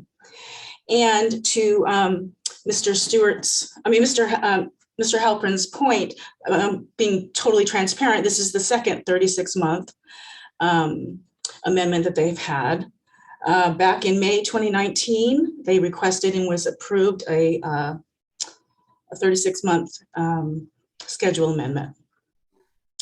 And the Active Transportation Grant Program does not have any projects on the watch list. Next slide.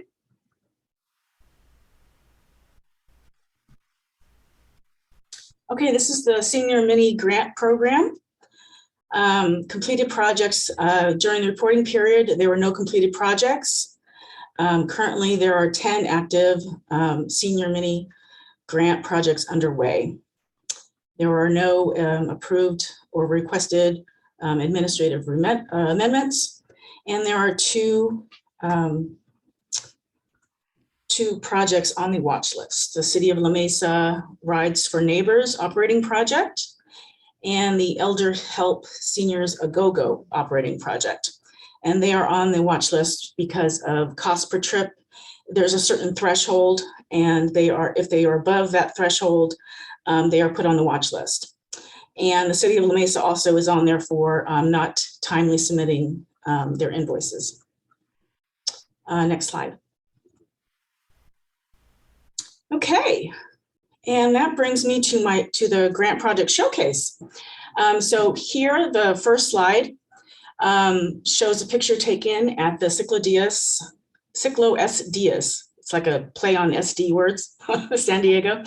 Ciclo S Diaz Open Street event. The event was held in November in Pacific Beach and was well attended by campaign participants and partner agencies, including PB Town Council and our very own Chair Blakespeare. Next slide. Okay, this is an EMP project.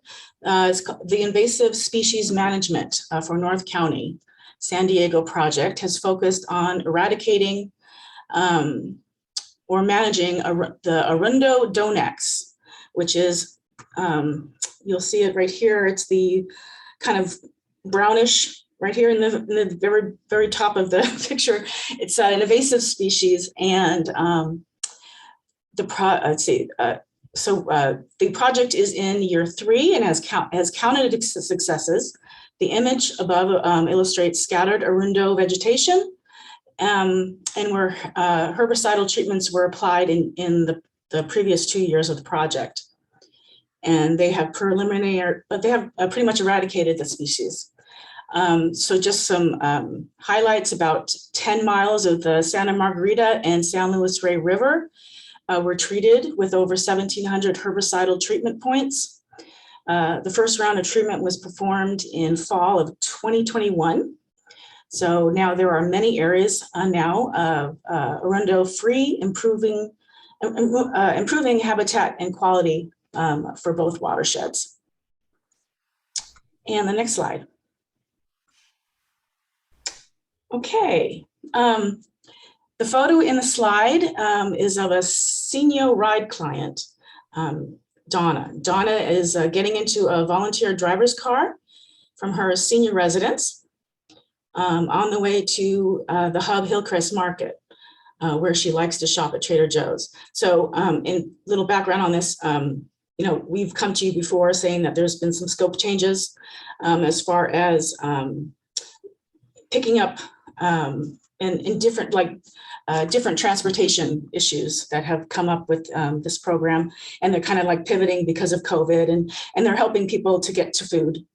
So so this depicts Senior Ride provides a menu of free transportation options to low-income clients, ages 60 and up, through San Diego County. This includes senior bus passes, taxi cab vouchers, MTS access, and NCTD Lyft vouchers, and rides with volunteer drivers in private cars.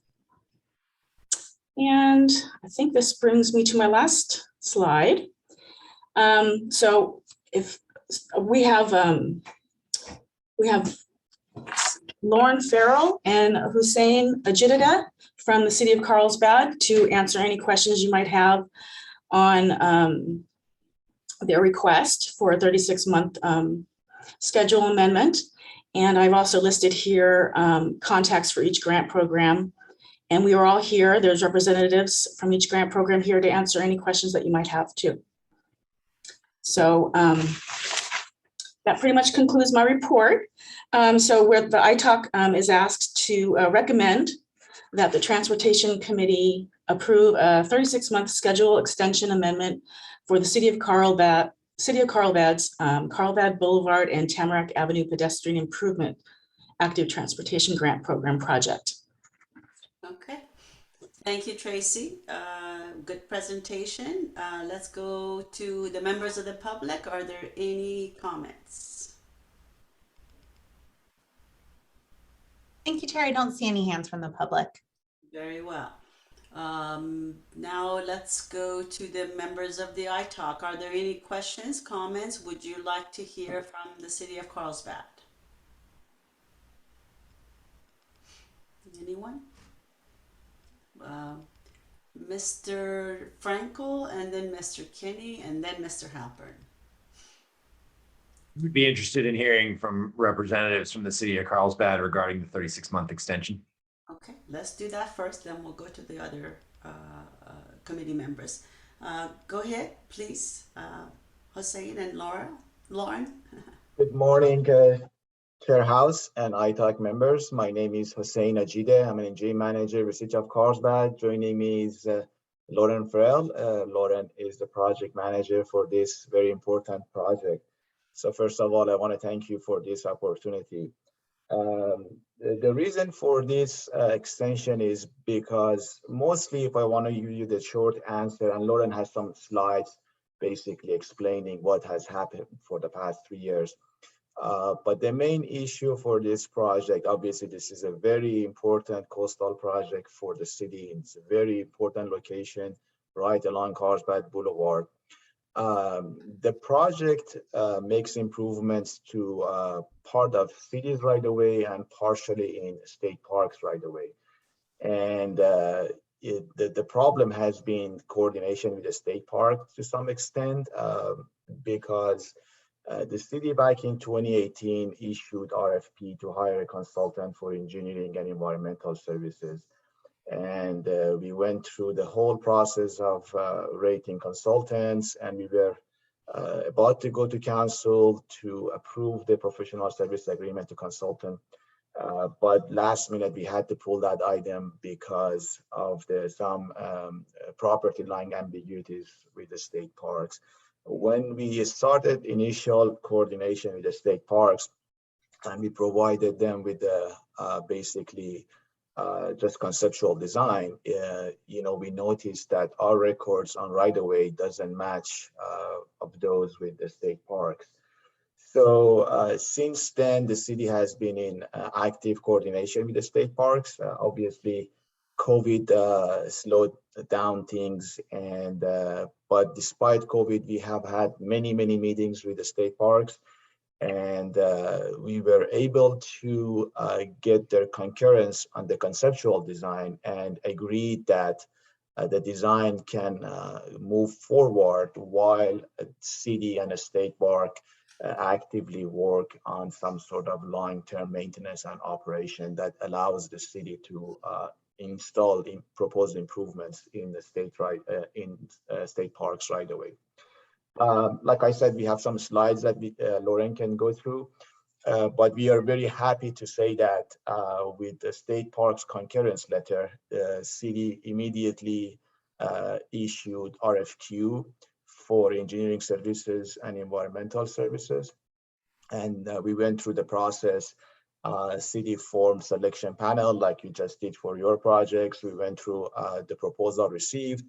Selection panel basically ranked a consultant firm as number one. That later it was determined that they may have some sort of conflict of interest because they assisted the city with the preliminary engineering design and also grant writing.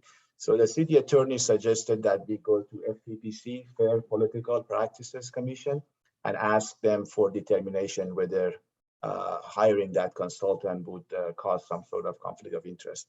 Obviously, it took FPPC 4 months, but ultimately the decision was made, and that was based on FPPC's response that first ranked consultant probably had a conflict. So immediately we went to the second ranked firm, and I'm happy to report that Carlsbad City Council approved the professional service agreement yesterday. So we are moving full speed with issuing the notice to proceed for that. In the meantime, we also hired a roundabout expert because city wanted to revisit intersection control alternative for the project. We hired one of the best roundabout experts that has designed many roundabouts in Southern California, even around the globe. And we presented that idea to state parks in one of the meetings and addressed their concerns. And like I said, we received their concurrence letter, and that's a good thing. Besides that, we have provided schedule for next steps as part of the request. Obviously, this is a coastal project, so you probably know how extensive would that process to get coastal development permit from the Coastal Commission. At the same time, we have to work with the State Parks Legal Department. Another thing to understand is State Park has asked the city to reimburse them for all plan check and inspection costs. And city agreed to that. We have drafted the reimbursement agreement and sent it to state parks almost 6 months ago. Obviously, I'm not blaming them, but we are on the weekly communication with them and hoping that that can be finalized so that once we start the design, there is a mechanism to reimburse for plan check services to a state park. Like I said, City Carlsbad approved the PSA, and we are very excited to officially start the design for this very important project. With that, I'd be happy to answer any specific question, or Lauren can bring up the slides and go through the schedule. Thank you, Chair House. Thank you, Hussein. Go ahead, Ms. Farrell. Give us maybe a very quick, brief overview of the schedule.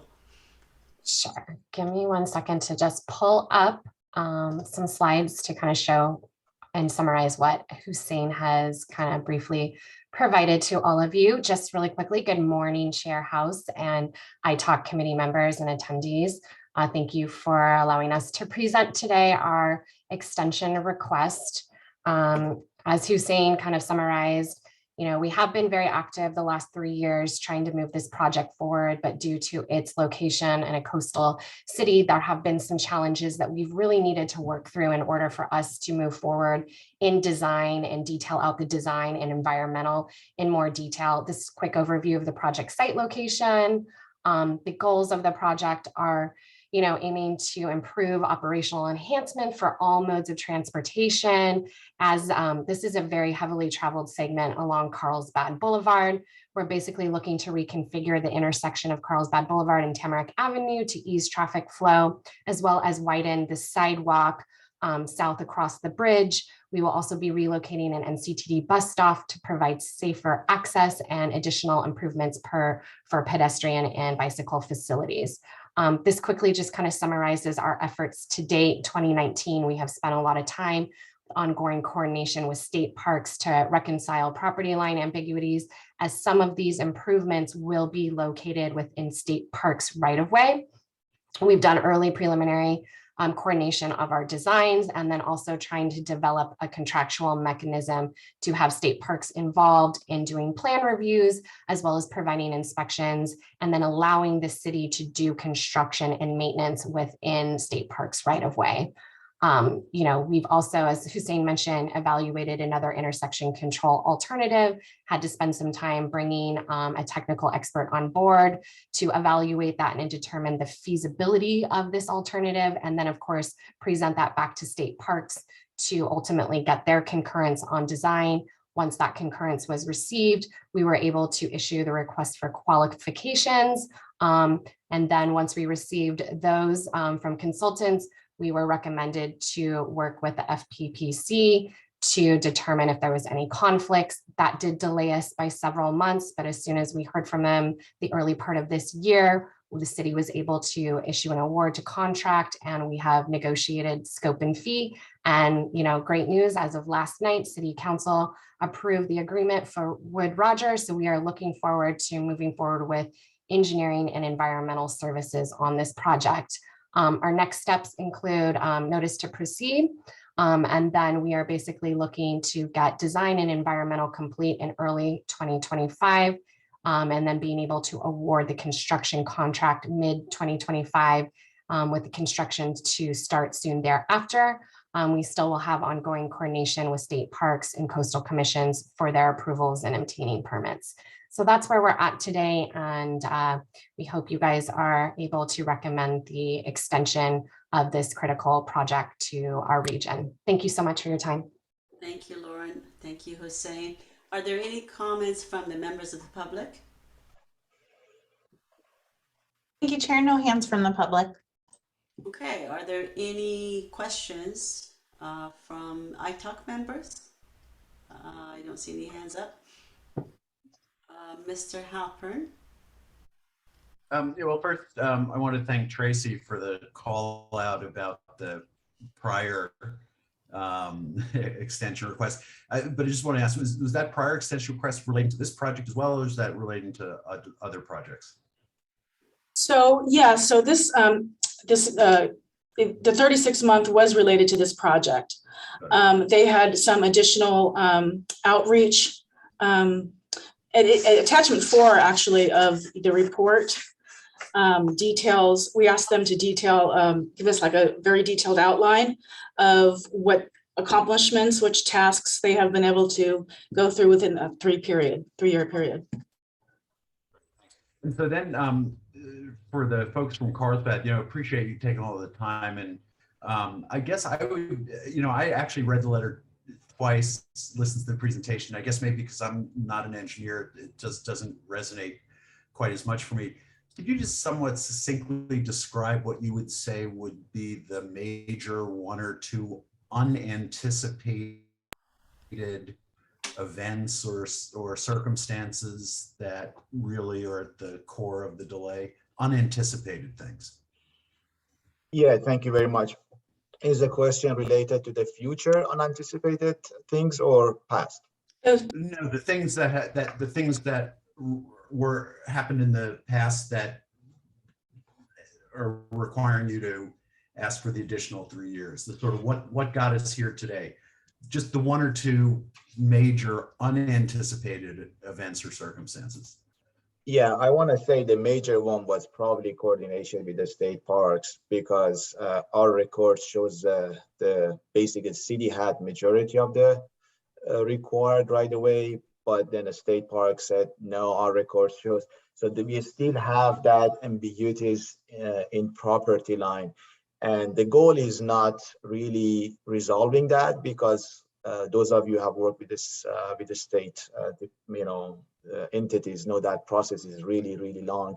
So we agreed with the state parks that we can enter into a long-term maintenance and operating agreement that would allow us to install the agreement.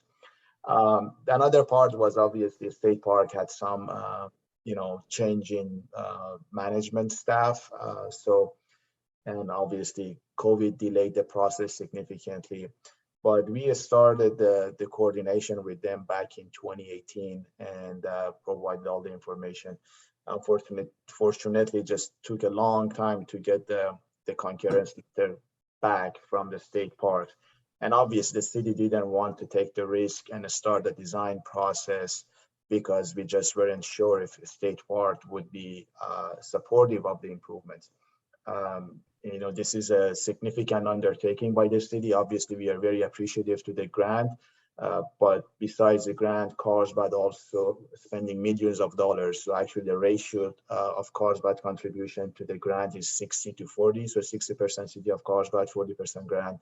And even though majority of the improvement would be in the state parks right away, there is no contribution from the state parks. We actually will be reimbursing them for their inspection and plan check services. So all this stuff really delayed the process. Like Tracy said, before 2018, we went through significant public outreach process to select one of the intersection control alternatives. But later on, we decided to reevaluate that one and give roundabout another chance, because we believe roundabout is applicable for that location and will significantly enhance pedestrian and bicycle mobility. So that's why we hired one of the best roundabout experts to give us some like feasibility or conceptual design And that was later concurrently approved by a state park. Thanks. And maybe it was just me, but as I said, reading through it, it wasn't clear what was the biggest unanticipated situation you bumped up against, but I appreciate the elaboration. Thanks. Thank you. Mr. Urso, go ahead. A question and a statement. Have you started dialogue with the Coastal Commission? Because in my experience, if you think that the state parks is bad, Coastal Commission is a little bit worse, and you have to hit their agendas just right to be able to present to the commissioners. So that takes time. Even just getting it agendized, sometimes it might take you up to 6 months. Yeah, I appreciate Mr. Urso for that, and you are absolutely correct.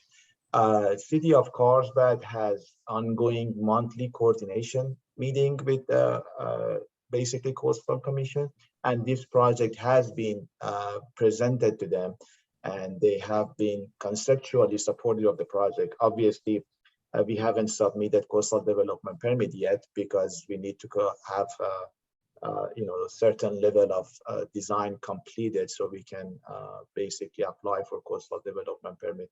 But your comment is absolutely correct. So that's why, there are a lot of uncertainty with the schedule like right now, because there are things that beyond City of Carlsbad's control.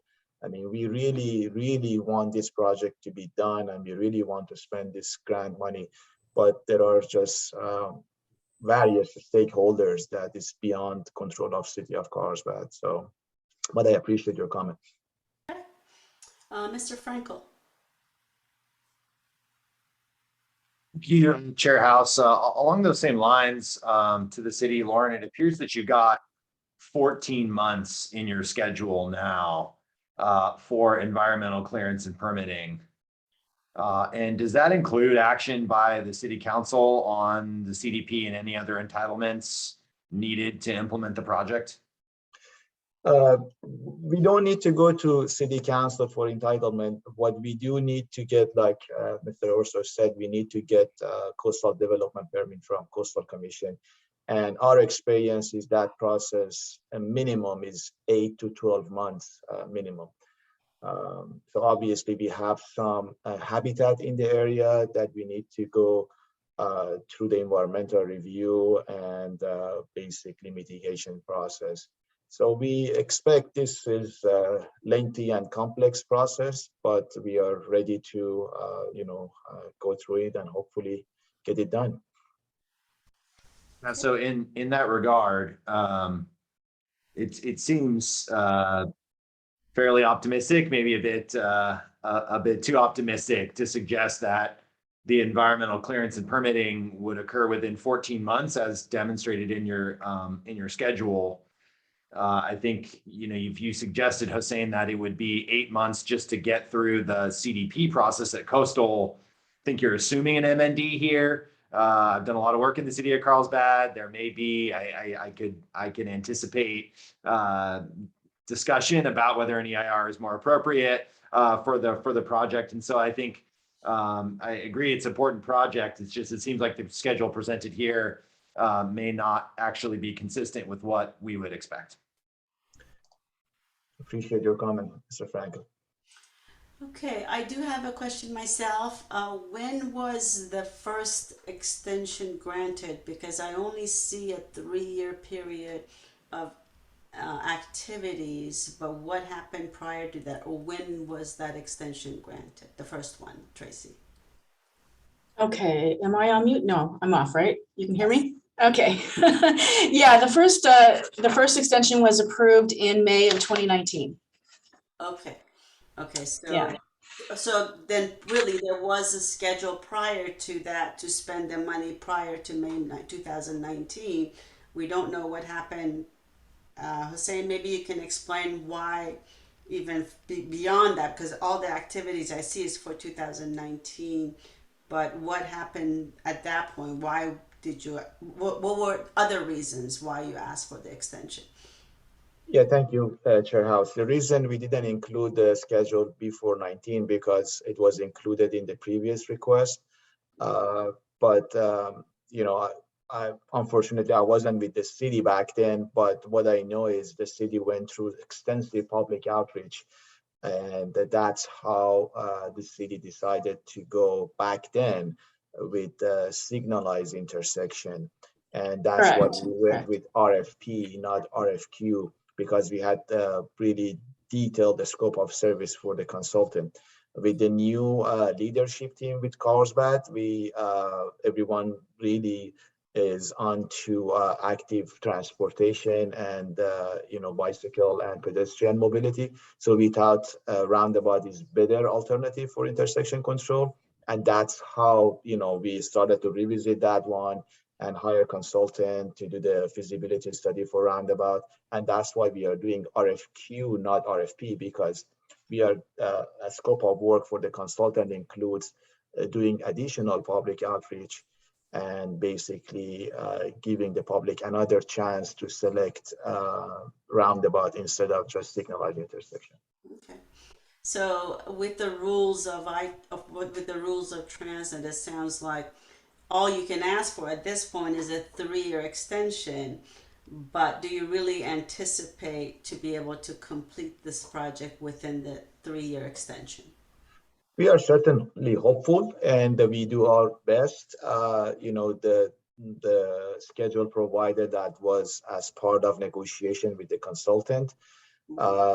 So obviously we are very, very hopeful, and Lauren is in weekly communication with the state parks, and we are, you know, grateful for their cooperation, and we are very hopeful that we can complete this project within 36 months. Very well. Thank you for being proactive on this. We would really like to see this move forward. Mr. Halpern, do you have another question or comment? Yeah, just one other question, if I could, just for clarification from Tracy, and don't take the question as any judgment on the value of the project, because it looks like it's a great project.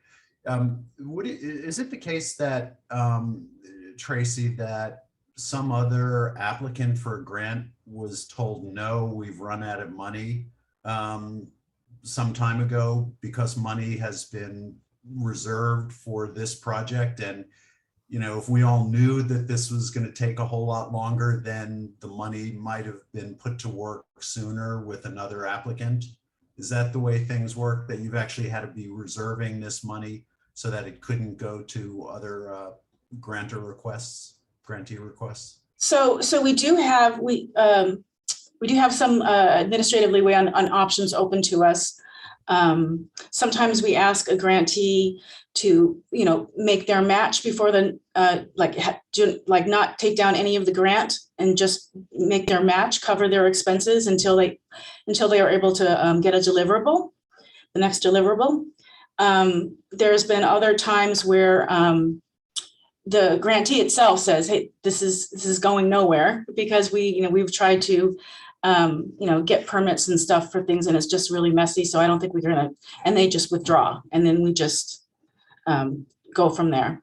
But Policy 35 does govern the TransNet grant programs, and there is something in there in the board policy that extension requests that are rejected by the Policy Advisory Committee will result in termination of the grant agreement and obligation by the grantee to return SANDAG any unexpended funds within 30 days.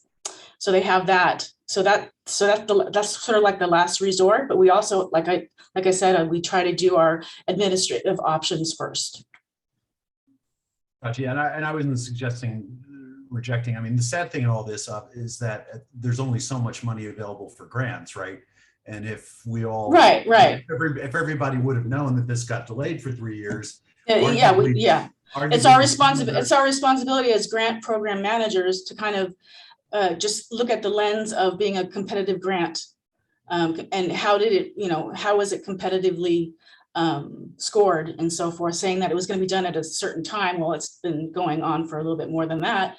Would it necessarily behoove another project for completing their project and getting that money So that's why we try to gauge, and we have the project managers every quarterly report to us on the tasks that they have completed. Okay, I think we need to move on. We have still several items on the agenda. This is our last scheduled vote. Is the committee willing and interested in making their recommendations to grant the exception so that it will be approved by the board? Is there someone that would like to make a motion?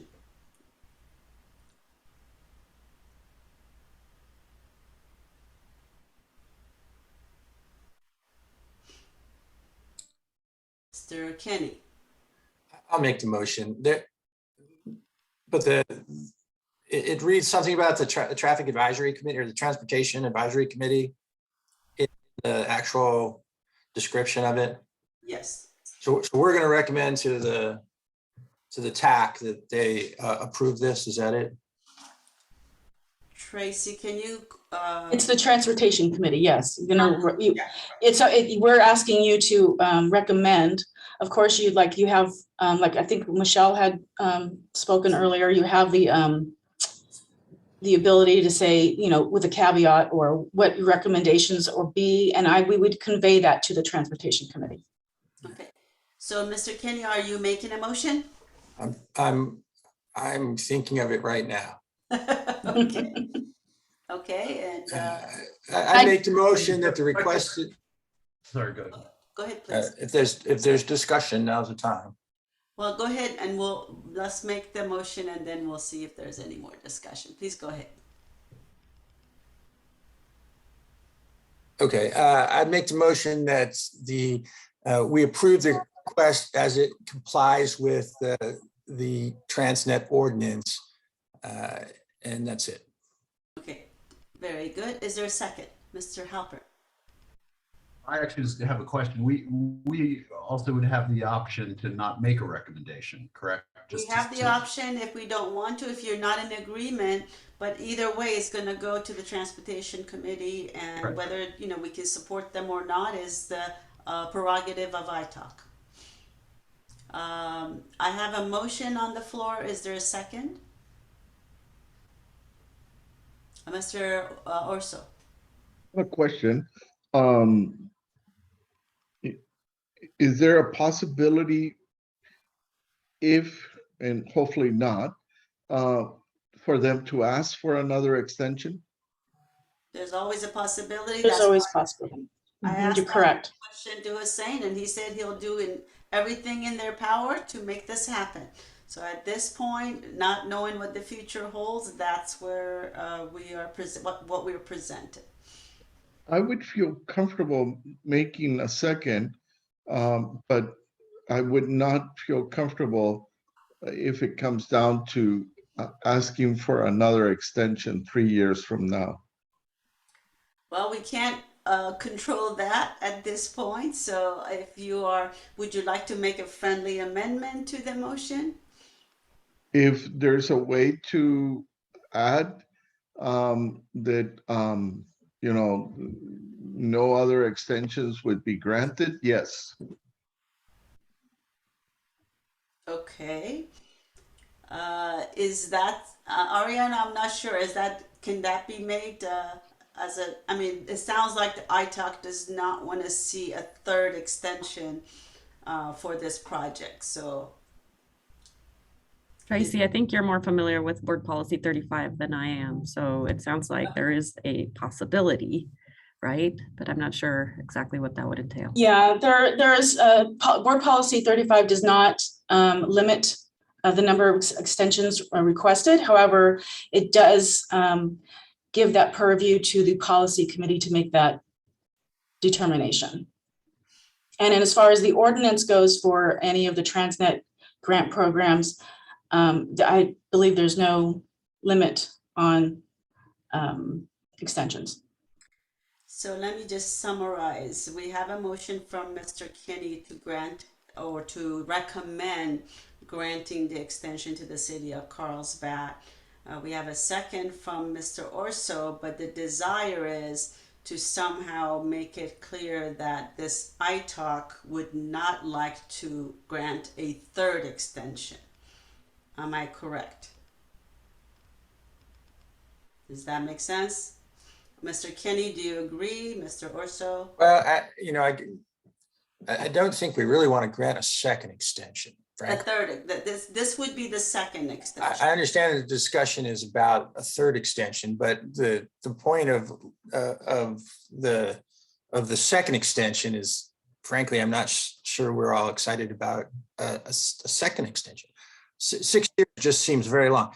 I understand that dealing with state agencies and difficult projects just drag out.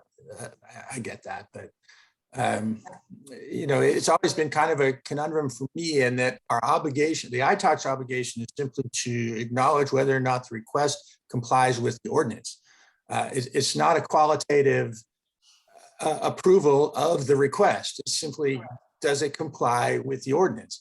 So, a no vote seems like that's the purview of the Transportation Commission and not ourselves.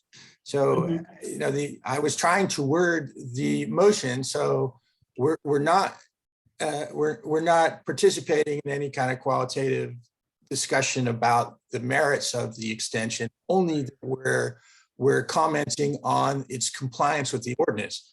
They do comply, and if they come back for a fifth 3-year extension, it would comply then too. That's right. I think that's what we're limited to in our action. So Well, I've got a point of information. how do we? Okay. Go ahead, Stuart. As a point of information, I just think somebody needs to clarify that, because I think the ITOC has a responsibility that transcends simply the following the ordinance. I think ITOC has responsibilities relating to the efficient use of funds. And so if somebody could weigh in on Michael's point that this is not really, that the qualitative question is not a question for us to be deciding. That to me, we have an opportunity here to either make a recommendation for the Transportation Committee to approve the extension, or we can stay silent and not make that recommendation. Those are our options. We can't control the future, and we can't put those types of caveats, because like you said, Michael, all we're doing is either making a recommendation that we agree with this or not. So do you want to continue with your motion, or do you want to rescind your motion? Maybe we can move on quickly and figure this out. I don't know. With respect, could somebody respond to my my question about the point of information as to what our responsibility here is? Are we simply voting as to whether or not this is permitted under the ordinance, or do we have the ability to exercise some judgment? I'm happy to take that question. My name is Jenny Russo. I'm the grants program manager. So ITOC's purview in this area, yes, the Transportation Committee has the ultimate authority to approve it. That's what's set forth in Board Policy 35. But your role here is to help protect the taxpayer dollars in TransNet. So you're welcome to not recommend it, and we would pass that information on to the Transportation Committee, and maybe they will take that into consideration. So it's not just as it's not a simple ask, really. It's, do you support this or not? You do have a decision in this. Transportation Committee has the ultimate authority, but if you're not supportive of the request, or if, like we said, you could caveat it and put some limits. We can't really cap what would happen 3 years from now, but that's information we can pass on to the Transportation Committee when they consider this. Hussein, you have your hand up. Would you like to make a comment? Yes, thanks, Chair House. I just want to basically stress on one item one more time, just to alleviate Mr. Orso's concerns. Obviously, the city has desire to spend money and complete the project as quickly as possible. If we had the right of way, we would have completed the project by now, no question asked. But like Chair House said, there are certain things that we just don't have control, and that has caused the delay. We think we have proper coordination with the state parks, and we think, we can complete the project in 36 months. But the city does not have any desire to prolong this process. We actually want this process to be completed soon. We want this project to be completed as quickly as possible. That's what the community wants, and that's what the city wants. I just want to stress on that one that we have no desire to delay it or not to spend the money. It's just certain things that has delayed beyond our control. Thank you. Thank you, Hussein. Okay. Mr. Kenny. Yes, to Stuart's point, if the motion were to fail for lack of a second, I would support taking no action. But I don't know how we can really make a recommendation that says we don't support this when it complies with the ordinance. I'm not saying it can't be done. I just don't know how to word that. But if we didn't want to make any kind of affirmation, we could simply take no action, and that would, I mean, I'm okay with that. Okay, Mr. Orso. Michael, all I'm asking is for us to add an statement that says we would support this, but we would find it difficult to support a third 3-year extension. That's all. Okay with that particular wording. We would find it difficult to support a third extension. So your original motion, you're basically agreeing with a friendly amendment, Mr. Kenny, to add that language to your motion. I'll revise the motion. We support the recommendation because it complies with the ordinance as written. However, we would find it difficult to support a third extension at some point in the future. Okay, very well. Thank you. Is there a second to that motion? Would second that. Okay, are there any more discussions? Mr. Halper. Yeah, just, one thing I think has been missing from the memo as well as the conversation, and maybe it's in there, but I just missed it. But what happens if not just we, but what if the Transportation Committee, the board, turns this down? Does the project just die? Or does the city have the ability to move along its approval processes and then reapply for the funds after they've worked a little bit further through the approval process? Thanks. Tracy, would you be able to answer that?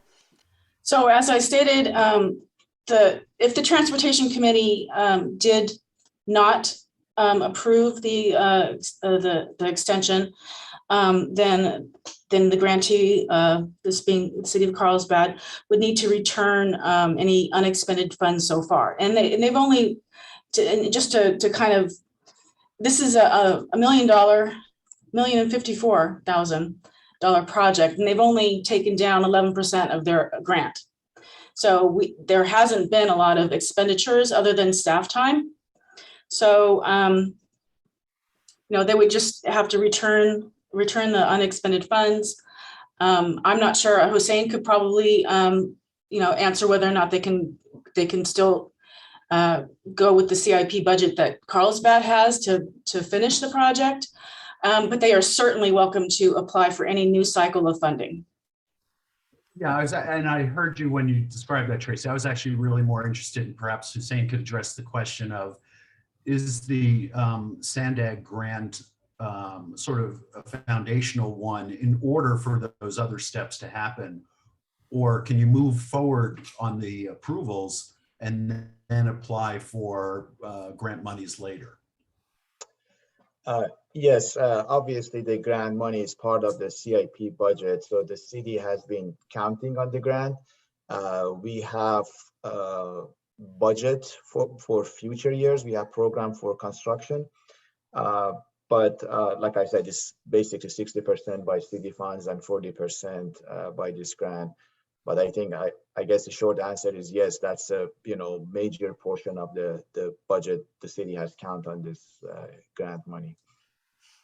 Okay, well, keep in mind the transit money is there to support these cities, and this is a good project. It helps with mobility. So as far as being able to support the city is important. I don't see a lot of things the city could have done beyond there were things that were beyond their control, and to me it seems like they're doing what they can to get back on schedule.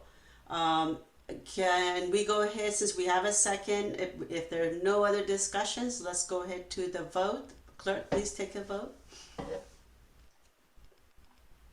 Thank you, Chair. For real estate right-of-way acquisition, Jonathan Frankel.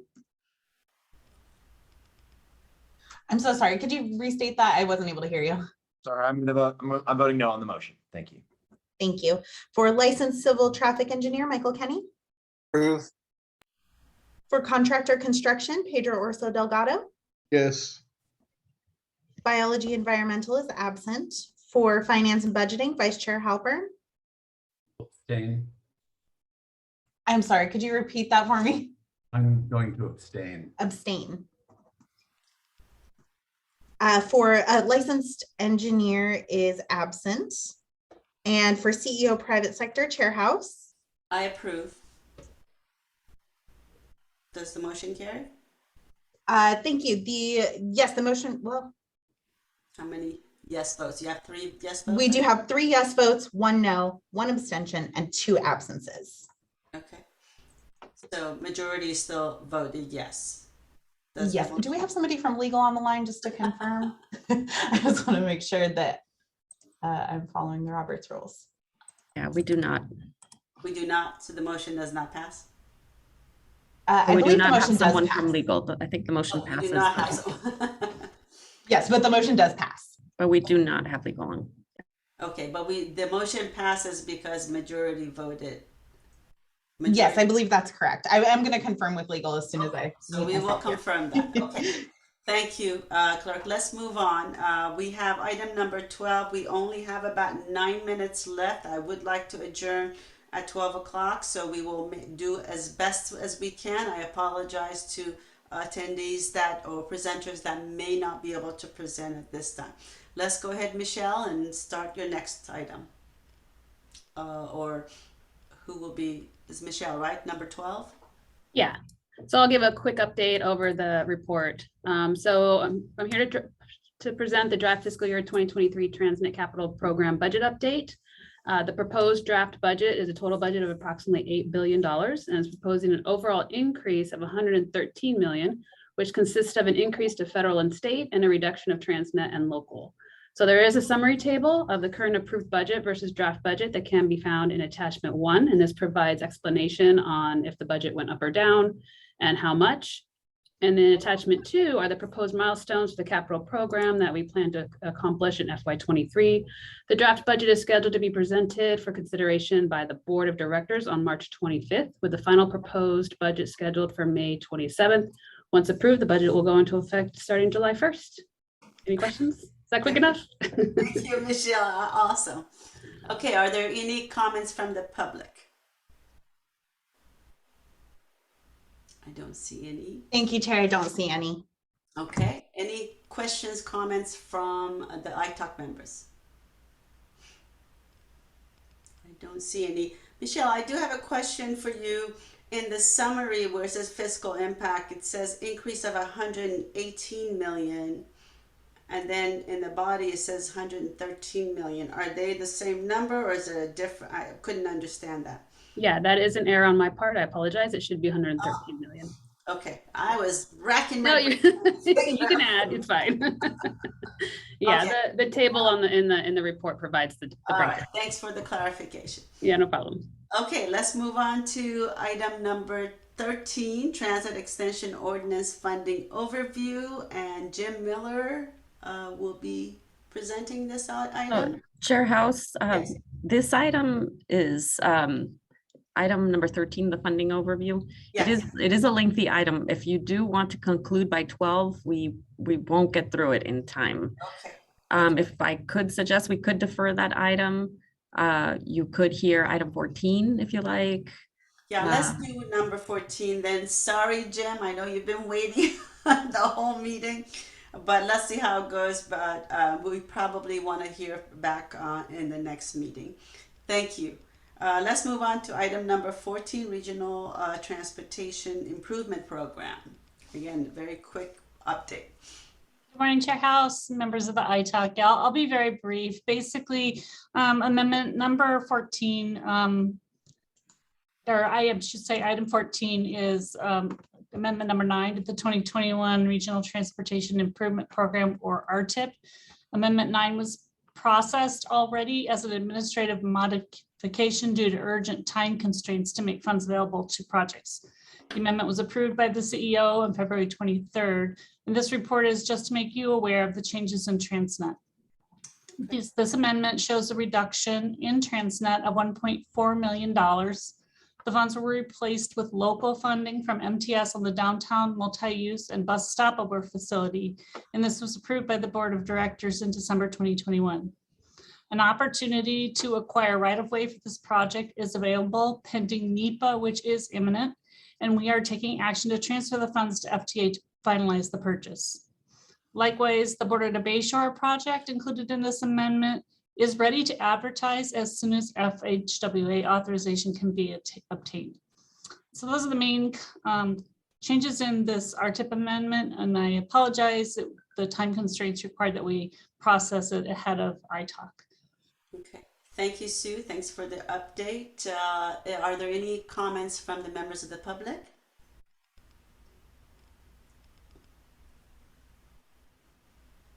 Oh, apologies, I was muted. No, I don't see any hands from the public. Are any ITAC members that have questions on this topic?